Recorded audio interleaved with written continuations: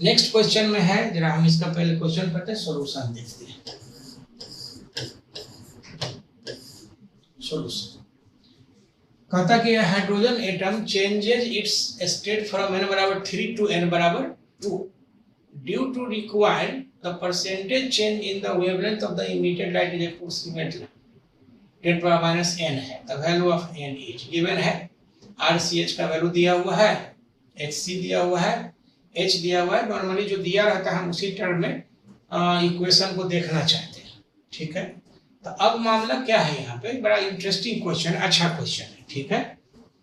तो हम अगर यहाँ पे लिखना चाहें वी है, आपको पता है ये चीज, वी है डेल्टा E बराबर जो हो जाएगा सो 13.6 RCH का वैल्यू है, Z स्क्वायर, तो Z बराबर, चलो जनरल लिख देते हैं, ये Z square 1/n1 square minus 1/n2 square, ठीक है। इसका मतलब ये हो गया फॉर हाइड्रोजन एटम Z बराबर हो जाएगा 1, इसका ने डेल्टा E जो हो जाएगा 13.6 Z स्क्वायर, सॉरी Z हटा दें हम यहाँ से, कहाँ से कहाँ आया, तीसरा से दूसरा में आया, 1/4 माइनस 1/3। अच्छा ये मजेदार है, इलेक्ट्रॉन वोल्ट यूनिट में आएगा, ये पता है। इसका मतलब आ जाएगा 13.6 और ये कितना आ जाएगा, 9 आएगा ना, सॉरी ये 3 का स्क्वायर आ जाएगा 9 स्क्वायर, ठीक है। 9 चौक 36, ये 5/36 लगता है, ये आ जाएगा। इसका कैलकुलेशन हम लोग कर सकते हैं, जो आ जाएगा इलेक्ट्रॉन 13×5 30 0 3 13×5 3 68 36, ठीक है। तो जो इस पर ये इलेक्ट्रॉन पहले, ठीक है। अब क्या है कि इसके इक्विवेलेंट हम वेवलेंथ लिख सकते हैं, हम लिखेंगे ना डेल्टा E बराबर लिखते हैं H नहीं, HC/λ। यहां से हम लोग लिख दें अगर कि लैम्डा बराबर लिखेंगे तो HC/डेल्टा, ये हम दूसरा इक्वेशन मान लेते हैं। ये तब है जब हाइड्रोजन एटम को रेस्ट में रखा गया है। अब अगर हाइड्रोजन एटम जैसे मान लो कि मूव करने लग जाए, ठीक है, मूव करने लग जाए, जैसे जैसे क्या हो गया, आप जरा समझो कि एक आदमी ट्रक पे या 5 7 10 लोग ट्रक पे बैठा हुआ है, ट्रक जो है सो रुका हुआ है, और रुका हुआ मैंने उसको मूव करने के लिए अलाउड नहीं है। तो एक आदमी जंप करेगा तभी ट्रक को कोई वेलोसिटी नहीं मिलेगा, दूसरा करेगा जंप तब भी वेलोसिटी नहीं मिलेगा, तीसरा करेगा तब भी वेलोसिटी नहीं मिलेगा। लेकिन इसी सिचुएशन को अगर आप ऐसे समझो कि ट्रक अगर फ्रिक्शनलेस सरफेस पर रखा हुआ है जो कि मूव कर सकता है, तो अब क्या है कि अगर एक आदमी जंप कर गया पीछे से या आगे जिधर से जंप कर जाएगा तो उसको एक रिक्वायर्ड वेलोसिटी मिलेगा। तो एग्जैक्टली सेम जो मैकेनिक्स का चीज है, तो वहां तो जल्दी समझ में आ जाता है। एटॉमिक स्ट्रक्चर में बच्चा को नॉर्मली ना ये सब चीज जल्दी से लोग डिस्कस करता है, ना ये सब समझ में जल्दी आता है। क्या है कि एटम अगर रेस्ट में है, मान तो रेस्ट में है तो ऊपर से नीचे कूद गया, कोई फर्क नहीं पड़ा, हम रेस्ट ही में माने हुए हैं। लेकिन एटम अगर मूव करने को फ्री है, तो जब एटम इलेक्ट्रॉन ऊपर से नीचे कूदेगा तो उसको मोमेंटम मिलेगा, तो स्वाभाविक है कि उस हिसाब से उसको, ठीक है ना, मतलब एटम को भी रिक्वायर्ड वेलोसिटी मिल जाएगा। तो अब हम देखते हैं दूसरा, अगला इक्वेशन देखते हैं इसमें। when atom is allowed to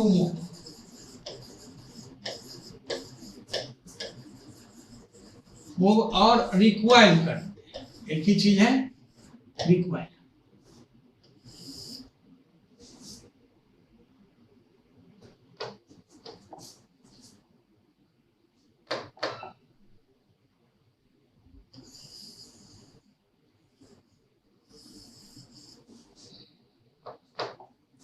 when atom is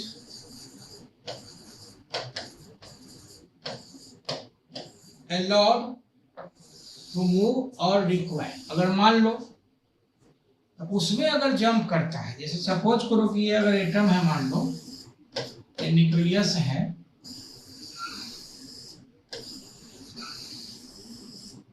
ठीक है, n बराबर 2 से 3 से 2 में आ गया, तो एक इलेक्ट्रॉन जंप करके यहाँ से इस पर पहुंच गया, इसी n बराबर 1, n बराबर 2, ये n बराबर 3। ठीक है, तो अब अगर हम इसके लिए हम बात करते हैं तो शुरू में तो रेस्ट में है, हम लिखते हैं delta E.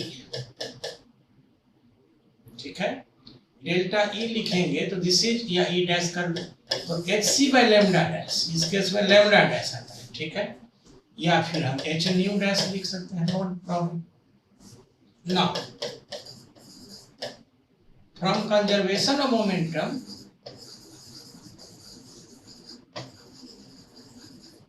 Conservation of momentum, तो शुरू का सिग्मा पी आई लिखते हैं इनिशियल बराबर सिग्मा पी एफ, इसका मतलब हो गया ये 0 और ये हो जाएगा माइनस एम भी एच बाई लैम्डा डैश, ये जो है सो मोमेंटम का वैल्यू होता है, ये चीज आप जानते होंगे, नहीं तो कैलकुलेट करना चाहो तो हम लोग एक छोटा सा है, जैसे इससे डेल्टा एम सी स्क्वायर बराबर ई है, डेल्टा एम इंटू सी बराबर डेल्टा ई बाई सी, ये हो गया मोमेंटम। हालांकि इसे बहुत उचित नहीं है बट एक समझाने के लिए ये हो जाएगा h C by lambda into c, तो सी सी गया, ये हो जाएगा एच बाई लैम्डा। माने मोमेंटम हम ऐसे भी एक दिखा सकते हैं कि मोमेंटम जो हो जाएगा ये ड्यूअल कैरेक्टर का है। ड्यूअल कैरेक्टर का मतलब ये हो गया कि वेव जो है माने पार्टिकल जो सब्सटेंस है, मटेरियल है, वो पार्टिकल के जैसा और वेव जैसा दोनों बिहेव करेगा, क्योंकि वेवलेंथ आ गया तो वेव जैसा बिहेव करेगा। मोमेंटम का टर्म है तो m गुने v है तो मोमेंटम है पार्टिकल जैसा बिहेव करेगा। तो यहाँ से हम अगर v लिख दें तो ये आ जाएगा कितना, h by m into lambda dash, equation तीसरा। नाउ फ्रॉम एनर्जी,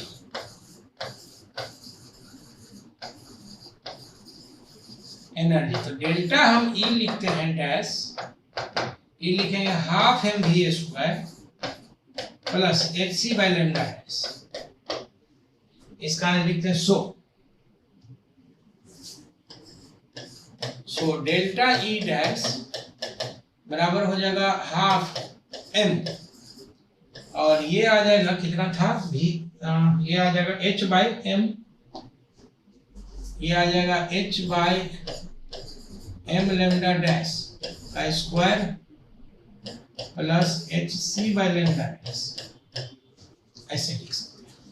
ठीक है, तो हम यहां से लिखते हैं, ये आ जाएगा this is half h by lambda dash का square m plus H C by lambda dash. Clear, तो इट इज द इक्वेशन, इसको हम इक्वेशन 4 बोलते हैं। इट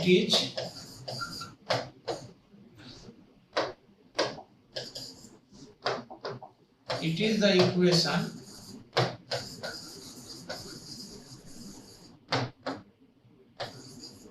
with quadratic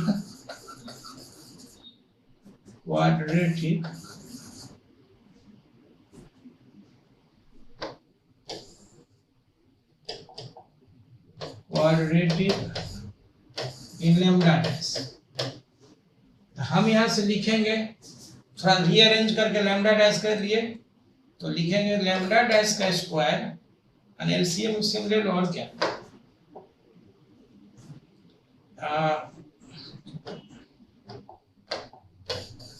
इसको अगर लिखते हैं तो इधर ले आओ, h by 2m lambda dash square बराबर H C by lambda dash minus delta E dash. इसको अगर हम लोग उल्टा कर दें, लैम्डा डैश के स्क्वायर से ये कर दो तो हो जाएगा लैम्डा डैश का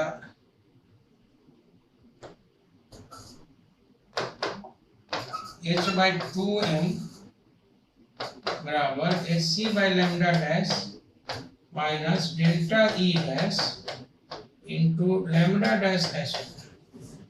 मतलब दिस इंप्लाइज कि डेल्टा ई dash lambda dash square minus H C lambda plus h/2f, ये क्वाड्रेटिक इक्वेशन आ गया। अब यहां से हम लैम्डा डैश के लिए सॉल्व करते हैं, ठीक है। So the percentage change, so the percentage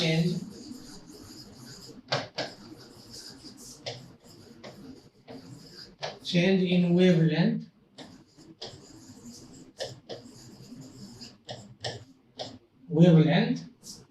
तो lambda dash minus lambda by lambda, ये निकाल करके और फिर सॉल्व करके हम लोग बात कर लेंगे। ई डैश का वैल्यू जो है, ठीक है ना, ई डेल्टा ई डैश हम लोग ई के बराबर ही ले लेंगे, क्योंकि उसमें एनर्जी में बहुत चेंज का नहीं आएगा।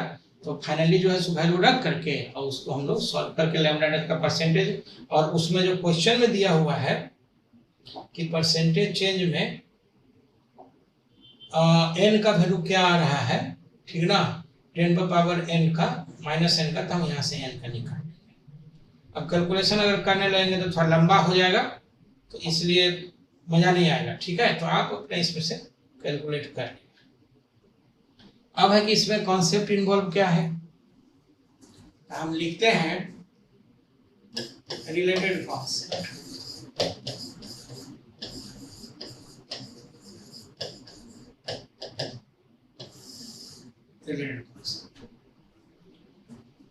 इसमें हम लोग सिंपल लिखते हैं कि हम डेल्टा ई बराबर एच सी बाय लैम्डा या एच डी, ठीक है, व्हेन atom is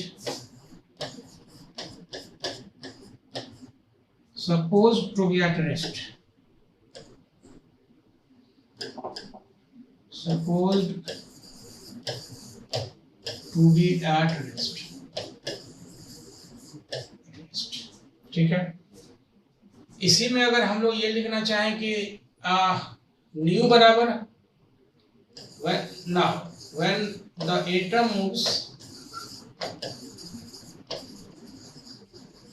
moves या recoil due to the jumping of the electrons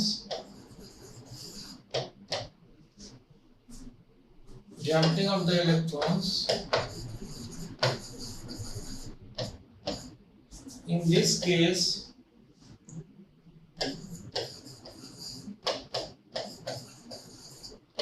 the conservation of energy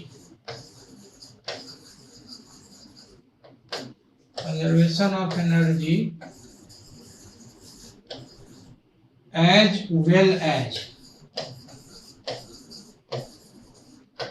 the conservation of momentum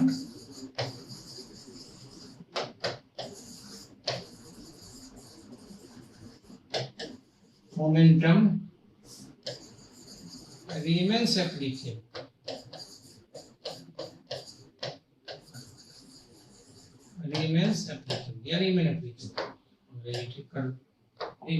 मतलब इस केस में, ठीक ना, जो है सो मोमेंटम कंजर्वेशन के साथ साथ एनर्जी कंजर्वेशन भी एप्लीकेबल है, ठीक है। अब इसमें भी दो तरह का सिचुएशन हो सकता है। एक तो सिचुएशन ये हो सकता है कि एटम रेस्ट में है, तब इलेक्ट्रॉन कूद गया तो रिक्वायर्ड वेलोसिटी आ गया। ऐसा भी हो सकता है कि इलेक्ट्रॉन पहले ही एटम पहले ही मूव कर रहा है, ठीक है, और उसके बाद इलेक्ट्रॉन जंप कर दिया। तो जब एटम रेस्ट में है तो इनिशियल मोमेंटम जो है, जैसे सपोज करो when atom is at rest, when atom is at rest, तो सिग्मा पी आई लिखते हैं, initial momentum 0, sigma P F लिखेंगे तो माइनस एम भी plus H by lambda. So from conservation,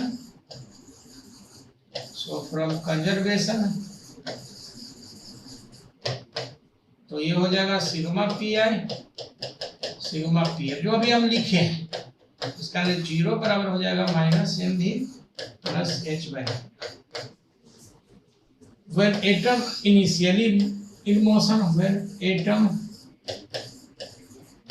is initially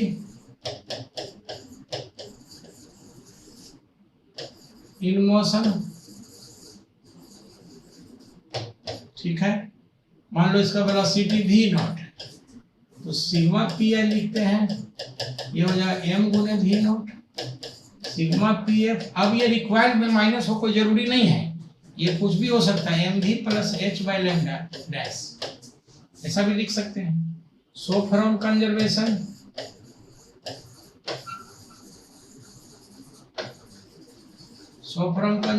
तो लिखेंगे sigma P I sigma P F, इसका मतलब हो जाएगा एम भी नॉट बराबर एम भी प्लस एच बाई लैम्डा। मैंने कहने का मतलब कि कुछ इस तरह से होगा, इस तरह से जो कैलकुलेट करते हैं। तो अगर इसमें हम लिखते हैं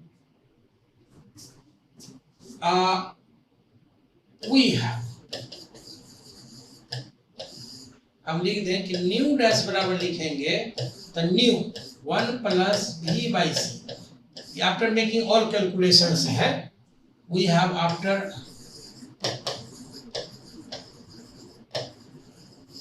making all calculations,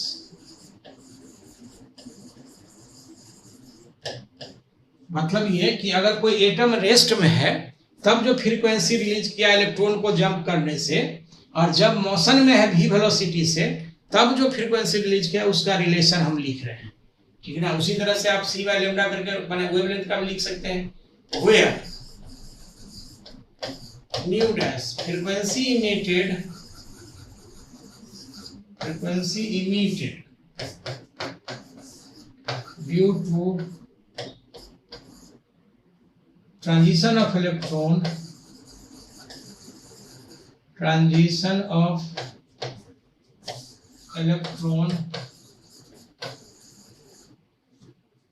when atom is in motion, when the atom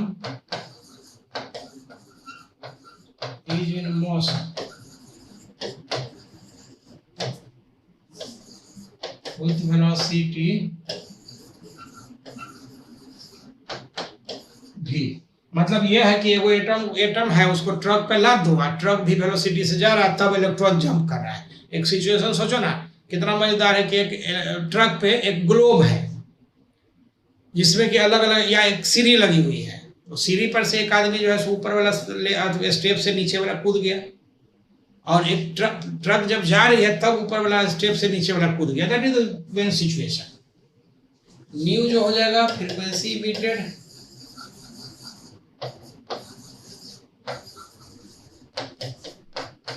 emitted when the atom is at rest. Atom is at rest. V, इसको V नॉट कर दिया, V not velocity of atom, इससे ये मूव कर रहा है, और C जो हो गया वेलोसिटी या स्पीड ऑफ लाइट।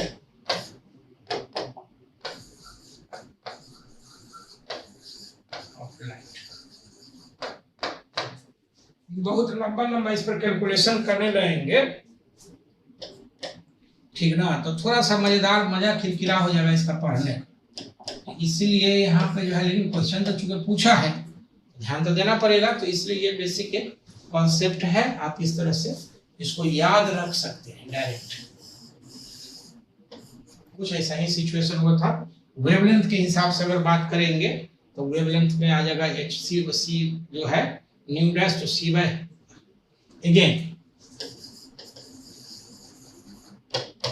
हम लोग लिखते हैं C बाय लैम्डा डैश बराबर C बाय लैम्डा 1 प्लस V by V not by C गया। चाहो तो इसको उलट कर लिख सकते हो, ठीक ना, तो लैम्डा डैश बराबर हो जाएगा 1 बाय लैम्डा 1 प्लस V by V not by C। लेकिन ये तब है जब एटम रेस्ट में नहीं है, जब एटम मूव कर रहा है, ठीक है। यहाँ पे रिक्वायर्ड वाला वेलोसिटी जो है सो बाद में हम लोग जो इक्वेशन यहाँ पे लिखे हैं, जैसे एक चीज देखो ये, तो इस इक्वेशन को हम लोग रिक्वायर्ड की बात नहीं कर रहे हैं, इसमें हम लोग डायरेक्ट मोमेंटम कंजर्वेशन लगा दिया, ठीक है। अगला क्वेश्चन 53 कहता है इसमें कि मैग्नेटिक फील्ड वेरिएबल है और एक्स पे डिपेंड करता है। स्क्वायर लूप जो है सो यहाँ पे रखा हुआ है, रखा हुआ है तो आप कोऑर्डिनेट इसको दिख सकते हैं। इसका जो मान अगर नाम दे दे हम यहाँ पे ए स्मॉल में दे, स्मॉल में नाम देंगे तो ये हो जाएगा A B, A C, A D, ऐसा आ जाएगा। हम इसी क्वेश्चन में दिखा देते हैं। फोर्स का नेट मैग्नेटिक फोर्स निकालिए, इसका मतलब ये हो गया कि आप चारों पे नेट मैग्नेटिक फोर्स, मतलब 4 सेगमेंट है, चारों पे नेट मैग्नेटिक फोर्स निकालिए। तो पहले तो हम लिखते हैं सॉल्यूशन, ठीक है। तो सॉल्यूशन में जो फोर्स होता है, द फोर्स एक्टिंग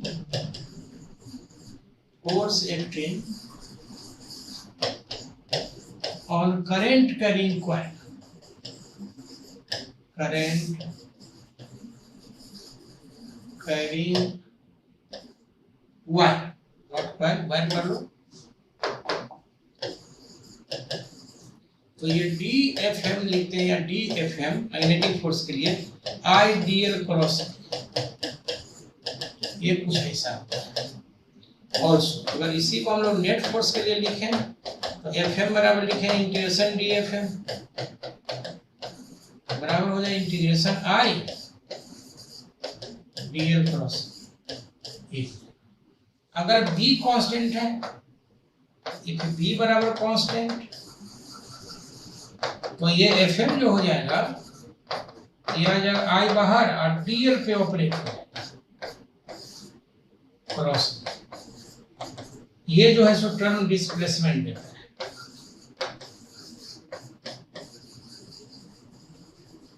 डिस्प्लेसमेंट कोई दिक्कत नहीं है, सिंपल सा क्वेश्चन है, मैंने अब इसमें थोड़ा थ्योरी पे डील कर दिया है, ठीक है।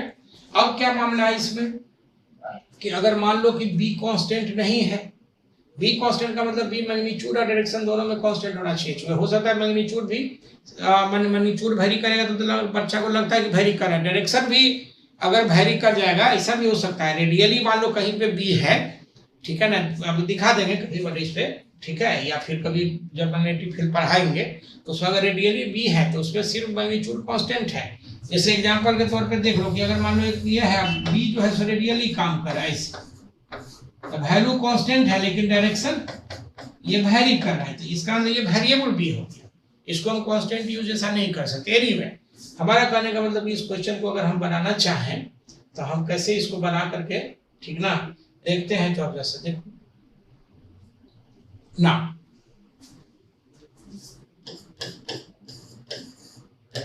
हम लिखते हैं sigma F net force on A B plus force on B C plus force on C D, A B B C D plus force on D A. चारों पे फोर्स निकाल लो, काम खत्म। हम इस क्वेश्चन को एक बार फिर से दिखाते हैं, लाते हैं यहाँ पे।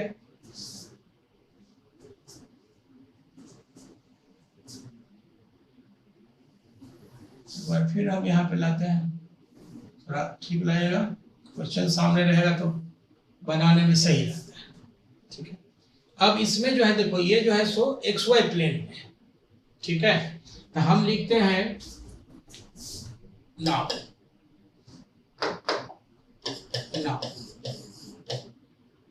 एफ ए बी बराबर लिखेंगे, ये हो जाएगा आई डी एक्स का मतलब इस पे हम लोग x पे, यहाँ से हम x पे एक dx बना, हम यहाँ दिखा देते हैं।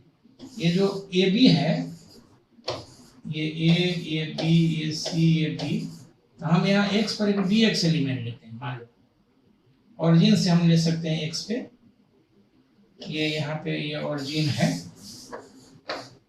तो यहाँ से हम लेते हैं x पर एक dx एलिमेंट, इधर है। हम वेक्टर फॉर्म में लिखते हैं तो लिखेंगे dxi। जरा गौर से देखो, क्योंकि वेक्टर फॉर्म में नॉर्मली लोग सवाल बनाते नहीं हैं, क्रॉस और जो ये है b 0.2 1 प्लस 2xk, और x जो वेरी करेगा, यहां से देखो 2 मीटर से लेकर के ये कितना लेंथ है इसका,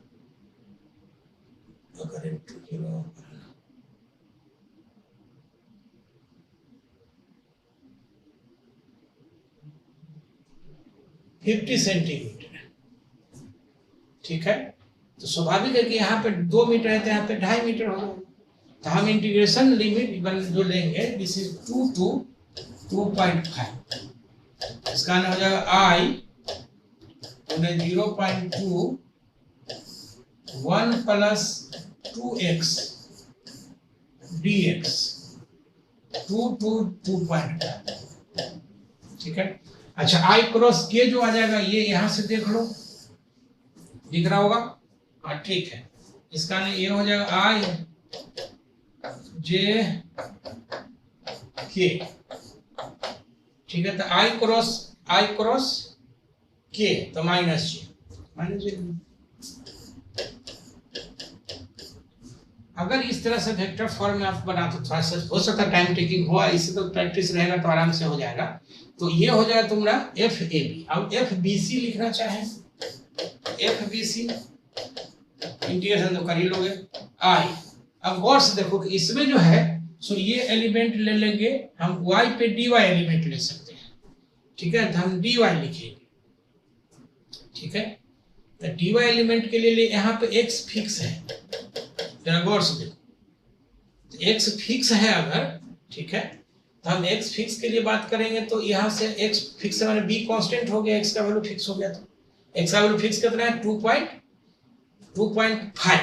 ये हो गया 2.5 का वैल्यू, 2.5 मीटर, इसका ना वो फिक्स हो गया, ठीक है।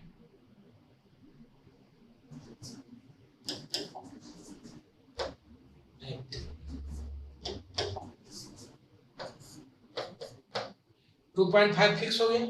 तो अब इसके लिए हम अगर लिखना चाहें तो हम लिखेंगे कितना, dx माने dy j क्रॉस 2.21 प्लस 2 गुने 2.5 x का वैल्यू इंटू k, इसी का इंटीग्रेशन। इसका मतलब हो जाएगा this is 0.2i current, i का वैल्यू दिया हुआ है, और j क्रॉस k आ जाएगा, और प्लस ये हो जाएगा कितना 2 दूना 5 1 6 गुने 6, और dy का वैल्यू हो जाएगा इंटीग्रेशन कहां से कहां, 2 से फिर 2.5 तक 2 to 2.5, और j क्रॉस k, तो देखो j क्रॉस k i, ये हो जाएगा i, ठीक है। इसी तरह से हम लोग एफ सी डी और एफ डी ए, ठीक है। तो हम लिखते हैं एफ सी डी,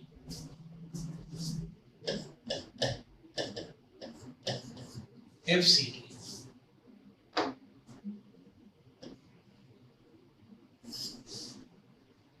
हम एक बार फिर क्वेश्चन को ले आते हैं सामने, थोड़ा अच्छा लगेगा।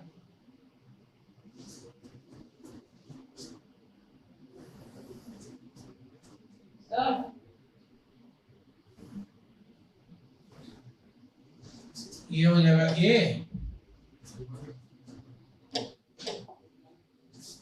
ए बी सी, तो एफ सी डी लिखेंगे, फिर एक्स पे डी एक्स लिखेंगे। तो हम लिखते हैं यहां से इंटीग्रेशन आई माइनस डी एक्स आई क्रॉस b के जगह पे लिखेंगे तो 0.21 प्लस 2x k, ठीक है। और ये आ जाएगा तुम्हारा, ठीक है ना, माने x पे नेगेटिव है इधर, तो ये आ जाएगा 2 x का वैल्यू 2.5, इसका ना माइनस 0.2i करंट है, ठीक है। और ये आ जाएगा जो इधर आया था 0.21 plus 1 integration 1 plus 2x dx 2 to 2.5, और वेक्टर फॉर्म लिखेंगे तो i क्रॉस k तो minus G, i cross k फिर माइनस जी,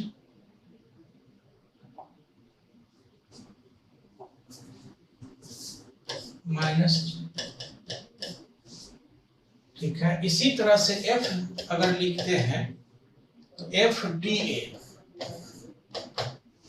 ए में फिर एक्स का वैल्यू फिक्स हो गया, तो हम लिखेंगे आई इंटीग्रेशन dy माइनस जे, इसके लिए इनटू, ठीक है। और b का वैल्यू हो जाएगा कितना, 2 लिखेंगे तो 2 दूना 4 1 5 0.2 गुणे 5 के कुछ ऐसा है।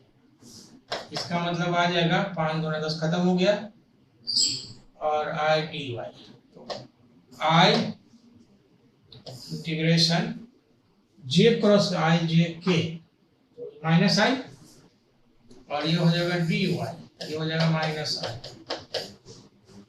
दिस इज अगेन वो आ जाएगा 2 से 2.5। लिमिट हम वही रखेंगे, लिमिट में उल्टा नहीं करेंगे क्योंकि डायरेक्शन में ऑलरेडी हम लोग उल्टा ले चुके हैं। तो यहाँ से जो वैल्यू आ जाएगा, ये देखो ये 6 हो जाएगा कितना 1.6, वैल्यू इधर से जो वैल्यू आएगा चेक कर लेंगे। सो द नेट फोर्स हम लिखना चाहें तो इसमें क्या है कि ऑल्सो ये F A B plus F C D, ये जो वेक्टर हो जाएगा ये 0 आ जाएगा, इसे तो जोड़ोगे तो अपने 0 जो आएगा। बाकी जो एफ सी डी और एफ डी ए जो आ जाएगा, ठीक है ना, एफ बी सी और एफ डी ए ये आपका रह जाएगा। कैसे तो यहाँ पे 2.5 वाला वैल्यू आ जाएगा, माने इसमें करंट इधर आ जाएगा डायरेक्शन, इसमें इधर आ जाएगा, तो नेट फोर्स हम निकाल सकते हैं। हम डायरेक्ट भी निकाल सकते हैं इसको सॉल्व करके, ठीक ना। लेकिन हम एक तरीका बता दिए कि हम कैसे वेक्टर फॉर्म में इसको यूज करके हम निकाल सकते हैं, ठीक है। डायरेक्ट निकालना हुआ तो कुछ नहीं है, देखो हम डायरेक्ट दिखाते हैं। Related concept,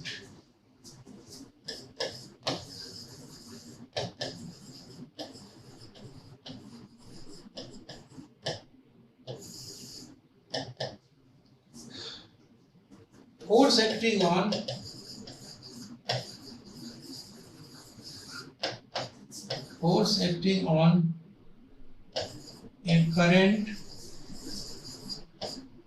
carrying conductor,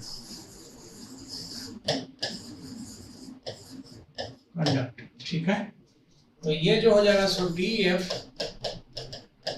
I d L cross d net force. So the net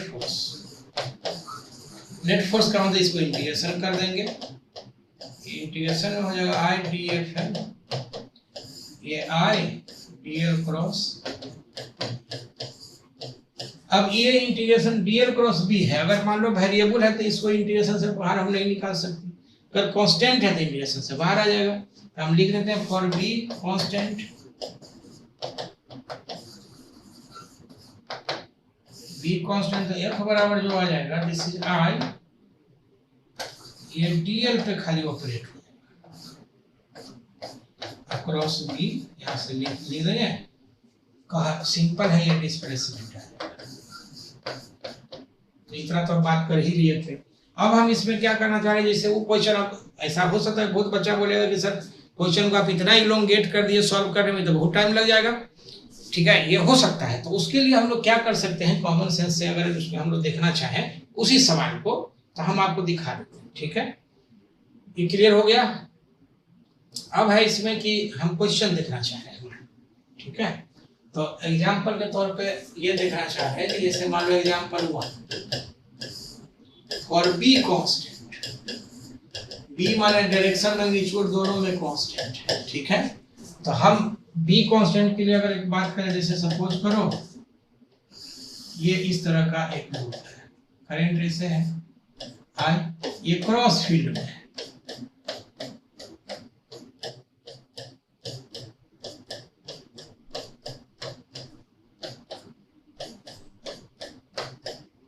कुछ इस तरह से, ठीक है।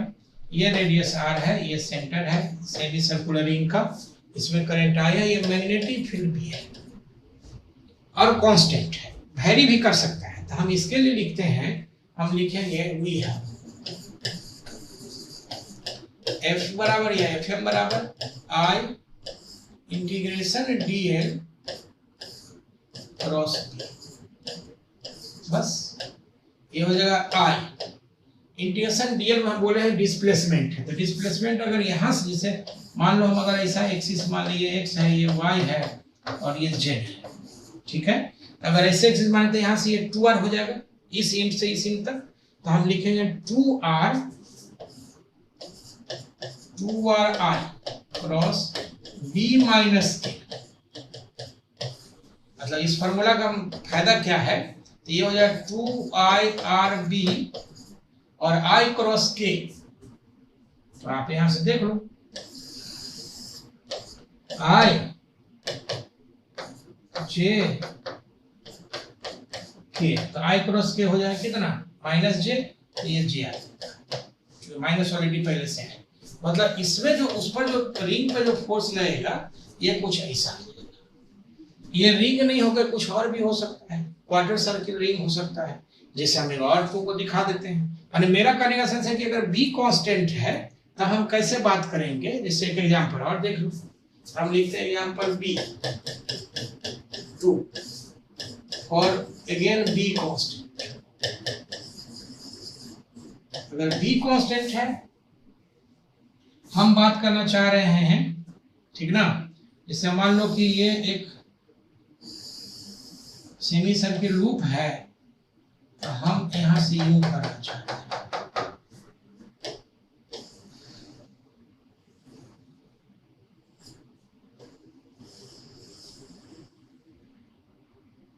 ठीक है, हम यहां से ऐसे ये सेंटर है, ये आर है और ये इस तरह से ऐसे निकालने का एक और तरीका है इंटीग्रेशन एलिमेंट लेकर के, और उसको भी हम बता सकते थे, लेकिन अब यहाँ एक ही सवाल में बहुत टाइम देना बहुत उचित नहीं है। तो हम अगर इसके लिए बात करते हैं, तो अगर करंट ऐसे आ रहा है मान लो, ठीक है, तो हम इसको अगर इसे मिला दें यहाँ से, जिसे हम अलग से बना दिखा देते हैं, या इसमें ही मिला दो, तो ये हो जाएगा, ये डीएल हो जाएगा, ठीक है, डिस्प्लेसमेंट।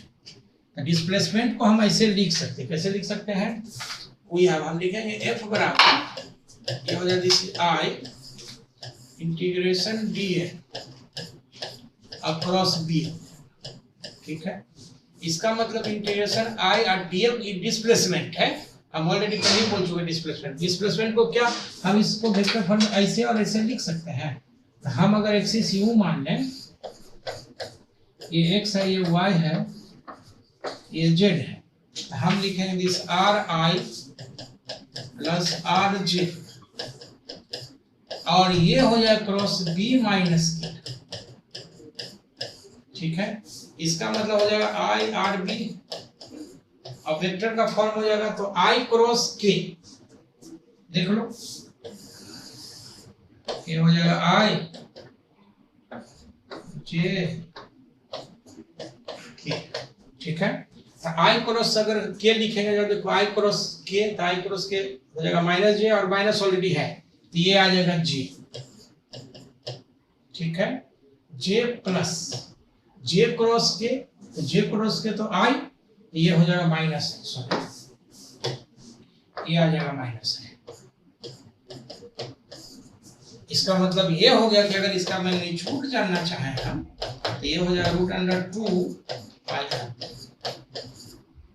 हम ऐसे भी लिख सकते हैं, देखो कि डिस्प्लेसमेंट के लिए अगर वैल्यू लिख दें डायरेक्ट, ये है कि वेक्टर फॉर्म में मिल गया, तो थोड़ा वेक्टर फॉर्म में जोड़ घटाव, मान लो कि इसमें 2-3 तरह का अगर कोई सिचुएशन होता, 2-3 तरह का, एक इतना हो गया, एक लाइन ऐसे खींच देता, एक लाइन ऐसे खींच देता, फोर्स निकालना रहता, तो वेक्टर फॉर्म में आता तो फिर थोड़ा सा जोड़ घटाव करने में, माने एडिशन सब्सट्रैक्शन करने में आसान हो जाता है।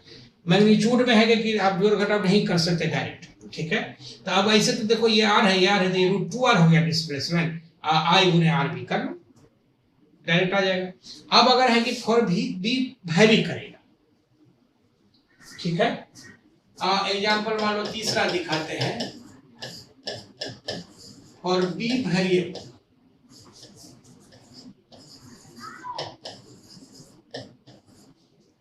तो एफ लिखेंगे हम इसमें, तो i integration D L cross b, मतलब साफ है कि इसमें जो है इंटीग्रेशन करेंगे तो डी को हम बाहर नहीं करेंगे और ये डिस्प्लेसमेंट डीएल पे ऑपरेट नहीं होगा, आपको पूरा प्रोडक्ट लेके ऑपरेट करना पड़ेगा। तो प्रोडक्ट लेके ऑपरेट करना पड़ेगा। तो एक क्वेश्चन देखो सिंपल, मान लो कि ये जो है सो करंट का रिंग कंडक्टर है और यहाँ पे एक लूप है जिसमें करंट ऐसे जाता है, ठीक है। सेम क्वेश्चन है, थोड़ा सा खाली फॉर्मेट चेंज है, ठीक है ना, बाकी क्वेश्चन सेम है। इसमें हम लोग मानते हैं कि आई है, इसमें आई नॉट है, ये डिस्टेंस मान लो दिया हुआ है ए, या इसको आप ऐसा कर सकते हो कि इसको आर मान लो, ये आर है और ये ए है, ये एल लेंथ का है, ठीक है। अब एक चीज गौर से देखो कि इसके हम इस पर फोर्स लिखना चाह रहे हैं, निकालना चाह रहे हैं, ए बी सी डी, ठीक है। अब है क्या कि इसमें डायरेक्शन फोर्स वगैरह इस समय मजेदार है ये कि करंट के डायरेक्शन में चलेंगे तो लेफ्ट साइड डॉट होगा, ठीक है। और क्रॉस में अगर डायरेक्शन हम लोग लगा मैंने ये करते हैं, मैंने क्रॉस में अगर कोई रख देते हैं तो फोर्स जो है तो उस हिसाब से डीएल क्रॉस बी हम लोग लेते हैं, डीएल क्रॉस बी, और उसका डायरेक्शन जैसे मान लो कि इसके चलते जो है सो इधर डॉट हो जाएगा फील्ड, ये मैग्नेटिक फील्ड डॉट, लेकिन यहाँ पे फील्ड वैरी कर रहा है, क्योंकि ये कैसे, तो इसके लिए फील्ड का वैल्यू जो होगा यहाँ से आर डिस्टेंस है, फिर इसके लिए अलग हो जाएगा, इस दोनों के लिए भी है, जैसे यहाँ पर फील्ड का वैल्यू कुछ और होगा, यहाँ पर फील्ड का वैल्यू कुछ और होगा, ठीक है। तो हम डायरेक्ट अगर लिखना चाहें इसमें, ठीक है, तो ये जो होगा वैल्यू दिया रहेगा बी का, इसमें अगर बी का वैल्यू हम लिखें ये हो जाएगा म्यू नॉट बटा 4 pi 2 I not by X, किसी भी at X distance, at any distance X, ठीक है। हम इतना लिखते हैं, अब x बराबर r हो गया तो यहाँ पर b हो गया, x बराबर r प्लस a हो जाएगा तो वहां पर b हो जाएगा। तो हम अगर इसमें लिखना चाहें वेक्टर फॉर्म में लिखो, स्केलर फॉर्म में जैसे लिखो, ठीक है। तो एक चीज क्लियर है कि अगर हम लोग x की वैल्यू करेंगे तो x जो है सो मान लो इधर ये x एक्सिस है, x है, y है, हम y के लिए बात कर रहे हैं तो हम इसमें y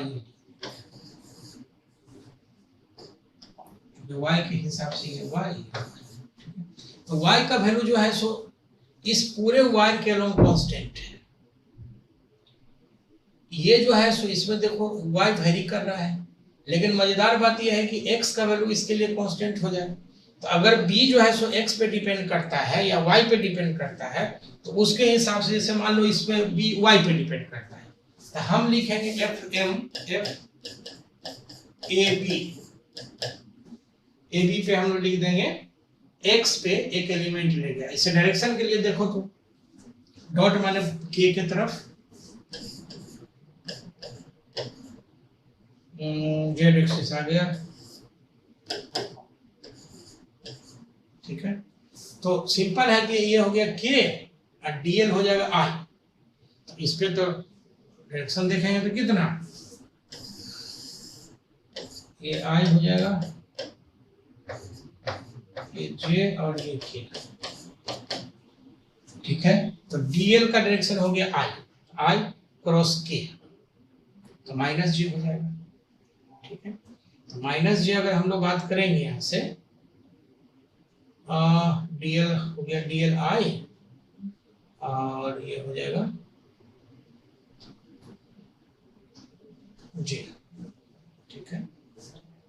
तो i क्रॉस k तो माइनस j, इस पे जो है सो माइनस j का मतलब हो जाएगा ऊपर इस पर f a दिया जाएगा, ठीक है। स्वाभाविक है इसमें करंट का डायरेक्शन उल्टा है तो ये हो जाएगा FCD। इसके लिए देख लो, इस पर अगर फोर्स का डायरेक्शन देखेंगे तो ये हो जाएगा कितना, DL के जगह पे J, तो J क्रॉस हो जाएगा K, तो J क्रॉस K तो I, इस पे हो जाएगा ऐसे I FBC, इस पर उल्टा आ जाएगा FBA। मतलब ये डायरेक्शन हम ऐसे दिखा सकते हैं, ठीक है, इस तरह से दिखा करके उसके बाद जो है सो यहाँ से आप एक चीज गौर से देखो कि b का वैल्यू जो है सो इस वाइल के थ्रू कांस्टेंट है, जो भी वैल्यू होगा।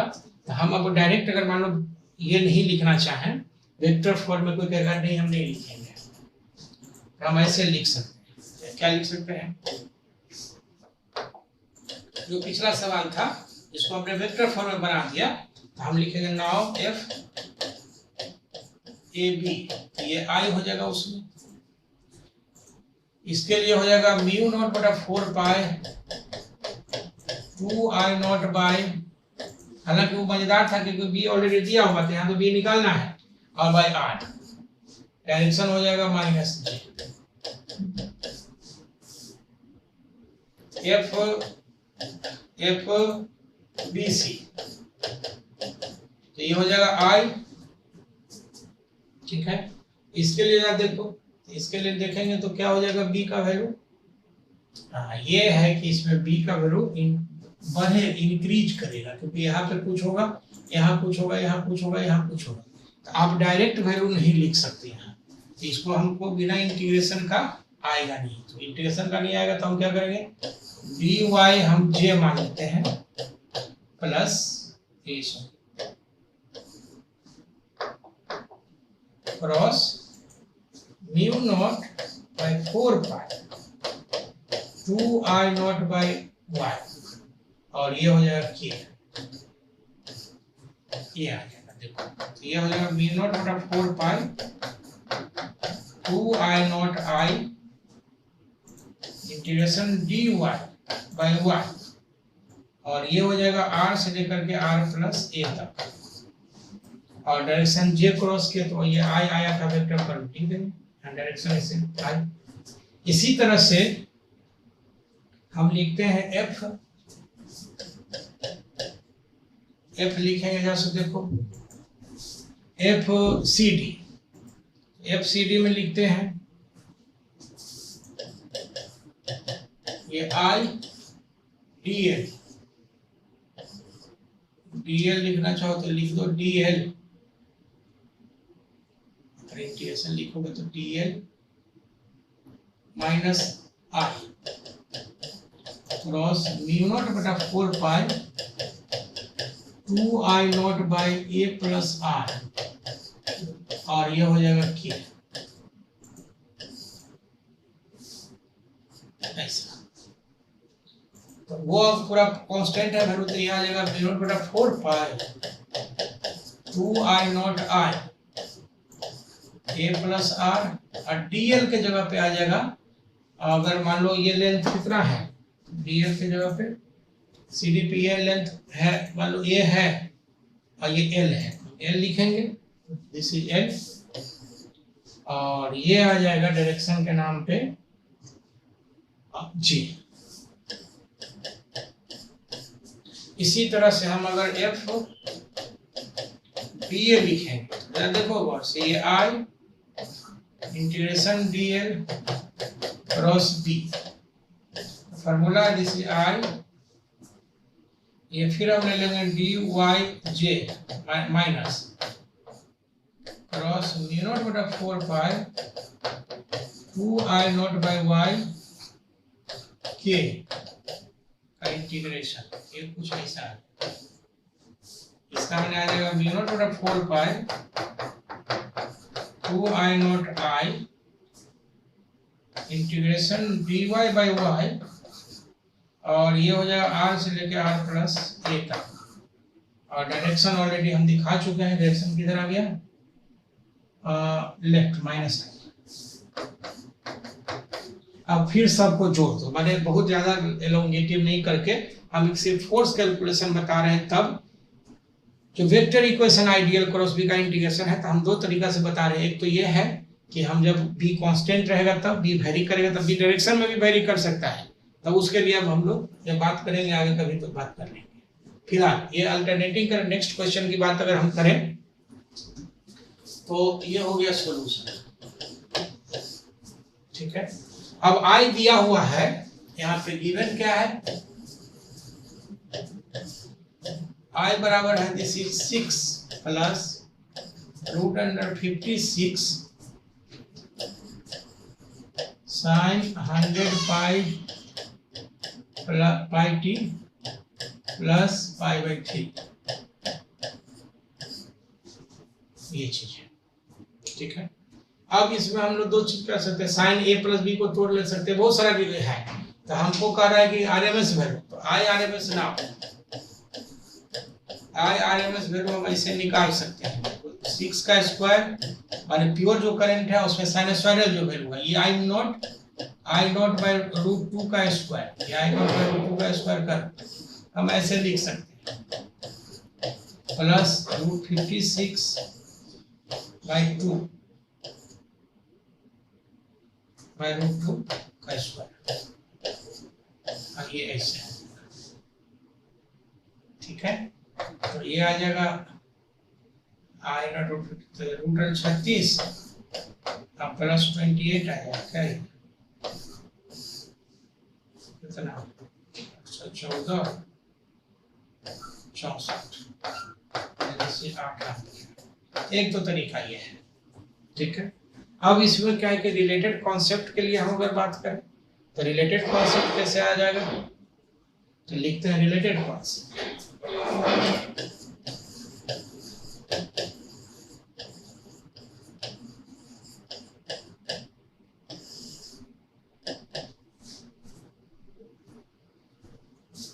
Let the equation of the current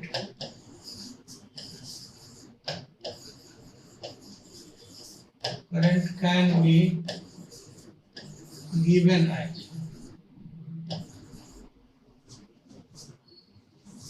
मान लो कि ये इक्वेशन दिया आई बराबर हो गया आई नॉट साइन ओमेगा टी, सबसे सिंपल, या साइन ओमेगा टी प्लस आई, सबसे सिंपल इक्वेशन है।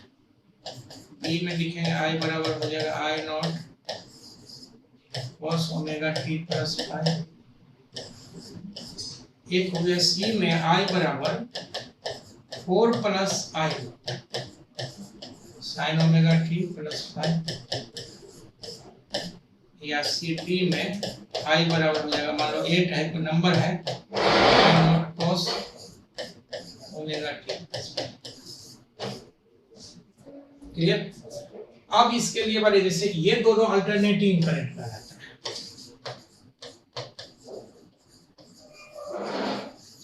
अल्टरनेटिंग करंट, ये दोनों को हम लोग फ्लक्चुएटिंग करंट बोलते हैं।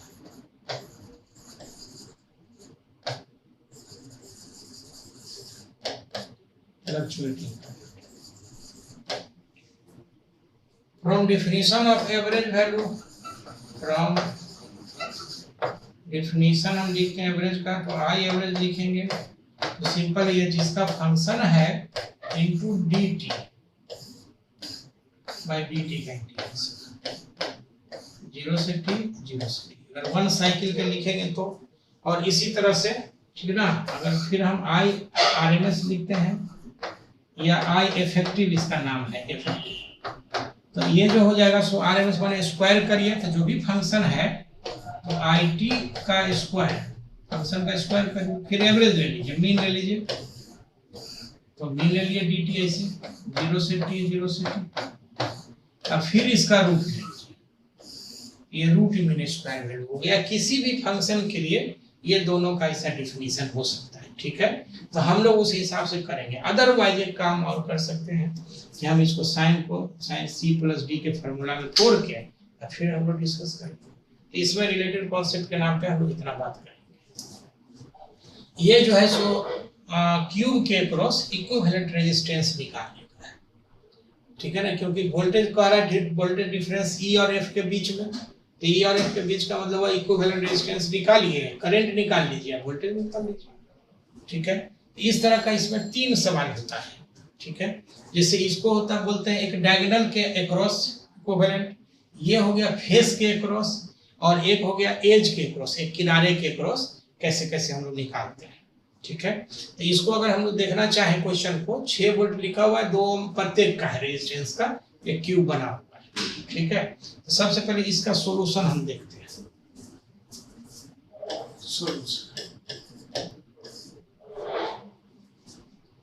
सोल्यूशन में एक बार हम लोग क्यूब बनाएंगे अपनी तरफ से।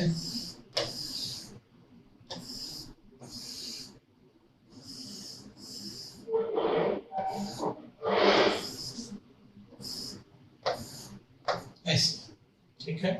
अब देखिए ये एक फिर यहाँ पे सेल लगा हुआ है और ये एक यहाँ पे ये ई है, ये सब आर आर है, इसमें कोई दिक्कत नहीं, अंडरस्टूड है। एबीसीडी हम लोग नाम बाद में दे देंगे। अब है कि यहाँ से जो करंट आता है और यहाँ देखो एक मेथड ऑफ सिमेट्रिसिटी होता है जो कि हम आगे बात करेंगे। Method of symmetricity, method of symmetricity का मतलब हुआ कि आपको देखने से बहुत सारा चीज सिमेट्रिक जैसा लगेगा। तो सिमेट्रिक कैसे लगेगा? तो जब करंट का वैल्यू सेम, इन करंट सेम करता है, आउट करंट निकालेंगे और जहां जहां पे लगेगा कि करंट का वैल्यू सेम है तो उसको हम लोग मतलब मेथड ऑफ सिमेट्रिसिटी। जैसे आप एक चीज देखो यहाँ पे कि अगर इसका नाम जैसे क्वेश्चन में दिया हुआ दिस इज ए और ये है सी, तो ए से अगर करंट घुस रहा है और सी से करंट को निकालना पड़ेगा, क्लियर? तो हम अगर इसको देखना चाहें तो यहाँ पे देखो कि ए से सी तक जाने के लिए दो रास्ता है जिसमें इक्वल लेंथ है। एक तो यहाँ से देखो, ये अगर दिख रहा है तो ये यहाँ से जो है सो ये एक स्टेप है, ये दो, और एक हो गया यहाँ से एक, यहाँ से दो। तो इक्वल स्टेप है तो हम इसमें सिमेट्रिसिटी अगर यूज करेंगे तो हम इक्वल अमाउंट ऑफ करंट मान लेंगे। तो मान लेते हैं कि इसमें जो है सो I1 है या I भी मान सकते हैं, नो प्रॉब्लम, ये I1 है। इसका मतलब ये हो गया, अच्छा इधर से I मान लेते हैं, इसका इधर से करंट 2I1 प्लस I आया, इधर से जाना भी चाहिए कितना, 2I1 प्लस I। अब क्या है कि इधर से अगर I1 आया तो इधर I1 ही जाएगा, ये I1 ही जाएगा, नहीं तो बीच में डिस्ट्रीब्यूट हो जाएगा तो फिर इधर से नहीं जा पाएगा, और इधर भी I1 ही आएगा। इसका 2I1 तो वापस चला गया, कंजर्वेशन ऑफ चार्ज है, जितना मैंने आए हैं सो जाएंगे राजा रंग फकीर। तो अगर हम लोग बात करेंगे उस हिसाब से, ठीक ना, तो हम लोग बात करेंगे तो एक चीज देखो, अब इधर से I जाना चाहिए क्योंकि तभी ये 2I1 प्लस I होगा। इसका मतलब ये कि यहाँ से जब I आया था तो यहाँ से ये हम लोग यहाँ से यहाँ तक आना था I, और यहाँ से जब I निकलना है तो हम इधर से I/2 कर लेंगे, इधर से I/2 कर लेंगे, और ये फिर यहाँ से आके I/2, ये इधर से I/2। मतलब इसको अगर गौर से देखेंगे डिस्ट्रीब्यूशन को तो मजेदार बात यह है कि ये जो है ये पूरा का पूरा इसमें कोई करंट नहीं जा रहा है, और रेजिस्टेंस का वैल्यू सर्किट में तभी तक है जब तक उसमें करंट बह रहा है। अगर करंट नहीं बहा तो resistance will have no meaning, कोई मतलब नहीं है। जैसे स्टूडेंट का वैल्यू तभी तक है जब वो पढ़ लिख रहा है, नेतागिरी करने लग गया तो ऐसे तो जानते हो कि 50 साल के भी युवा राजनीतिक लोग बोलते हैं, लेकिन कहने का मतलब जब आप पढ़ाई नहीं करो ना, you are not a student. तो जो है बाकी हो लेकिन स्टूडेंट नहीं। खैर एनीवे, अब क्या है इसमें, जैसा हम इसको देखते हैं तो क्योंकि इसमें करंट नहीं बह रहा है तो ये जो है सो खत्म हो गया।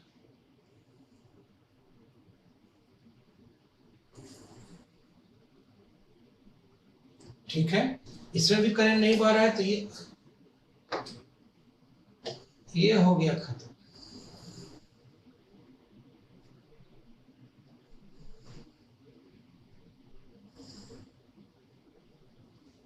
ये ऐसे हो गया, ठीक है।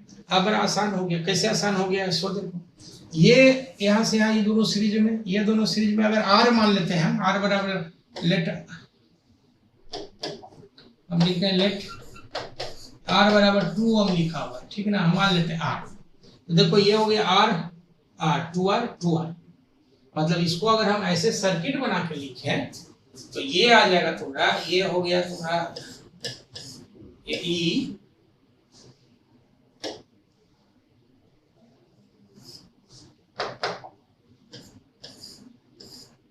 और ये A पॉइंट है तो यहाँ से ये हो जाएगा, देखो ये उधर से 2R, ये हो गया 2R,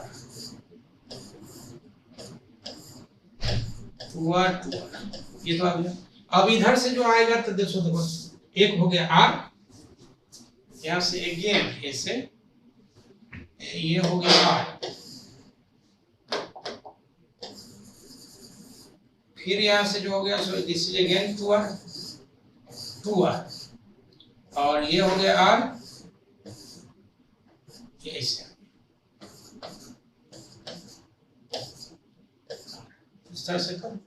तो इसका मतलब फिर इसको जो फाइनल लिखेंगे तो कितना हो जाएगा, 2r हो जाएगा पैरेलल में r, 2r r, ये हो गया r 3r, ठीक है। और ये हो गया मतलब ये कि अगर फाइनली हम लोग लिखना चाहें इसको तो फाइनल हम लोग एक दूसरा में लिख दें, इसी पे यहाँ पे लिखते हैं।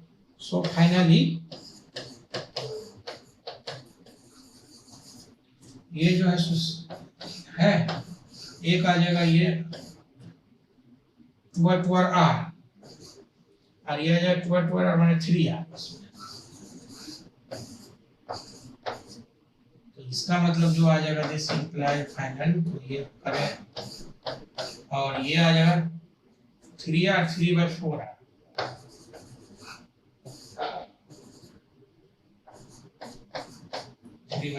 ये ई हो, ठीक है। यहाँ से करंट है, करंट का वैल्यू यहाँ से निकल गया, टोटल करंट का वैल्यू निकल गया। तो हम अब सर्किट में घूम लेंगे इस तरह से। तो सर्किट में घूम करके हमको चाहिए क्या, ई और एफ मान इसके क्रॉस।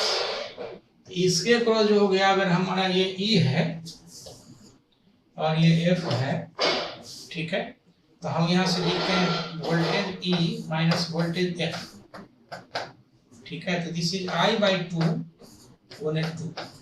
इसका I अगर आ जाता है तो काम खत्म। अब यहाँ से जो हमारा निकलेगा तो E पर निकलेगा 2I1 प्लस I, और I1 के लिए हम किसी भी एक लूप में घूम जाएंगे। जैसे अभी तो इसको चेंज करेंगे तो थोड़ा सा हो जाएगा दिक्कत, ठीक है। जैसे मान लो कि इसमें घूम गए, इधर से हो गया, ये हो गया 2I1 माइनस ई, जैसे हम यहाँ पे लिख देते हैं ई बराबर हो जाएगा 2I1, इसका I1 बराबर हो जाएगा E/2, ठीक है।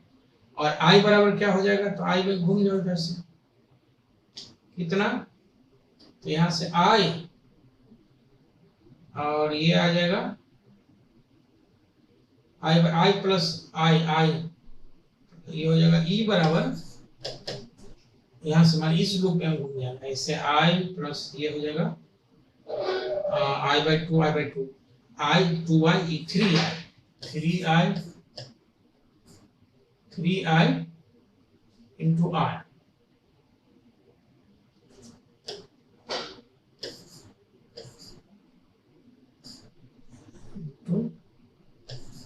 तो I क्या हो जाएगा E/3।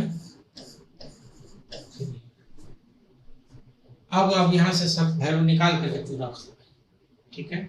इसमें जो रिलेटेड कॉन्सेप्ट है, तो रिलेटेड कॉन्सेप्ट क्या है,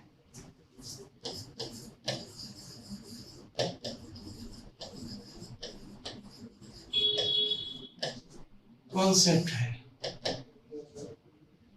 उसको बोलते हैं method of symmetricity.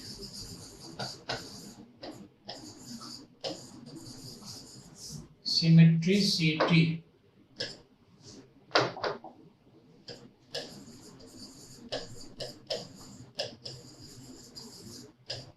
Method of symmetricity, इसमें 3 सिचुएशन रहता है इक्विवेलेंट निकालने में। बाकी तो सवाल छोटा सा है, सर्किट का प्रॉब्लम है। एक तो हो गया इधर से करंट गया, ये मान लो, और इधर से निकल गया, डायगोनली ऑपोजिट इसको बोलते हैं, ठीक है। एक तो अभी हो गया जो अभी आपने देखा,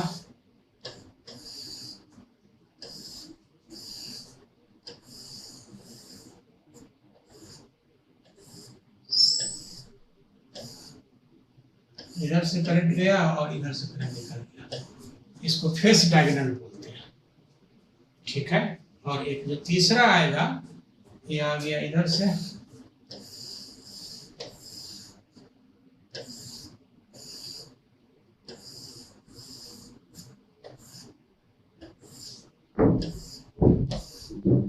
इधर से करंट आया, इधर से करंट चला गया, ये किनारे के एज के अक्रॉस हो गया, ठीक है।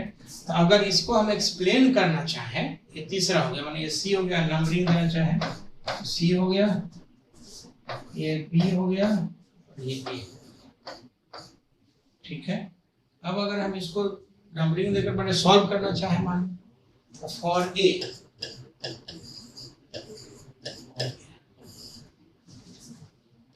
ये आ जाएगा कुछ ऐसा।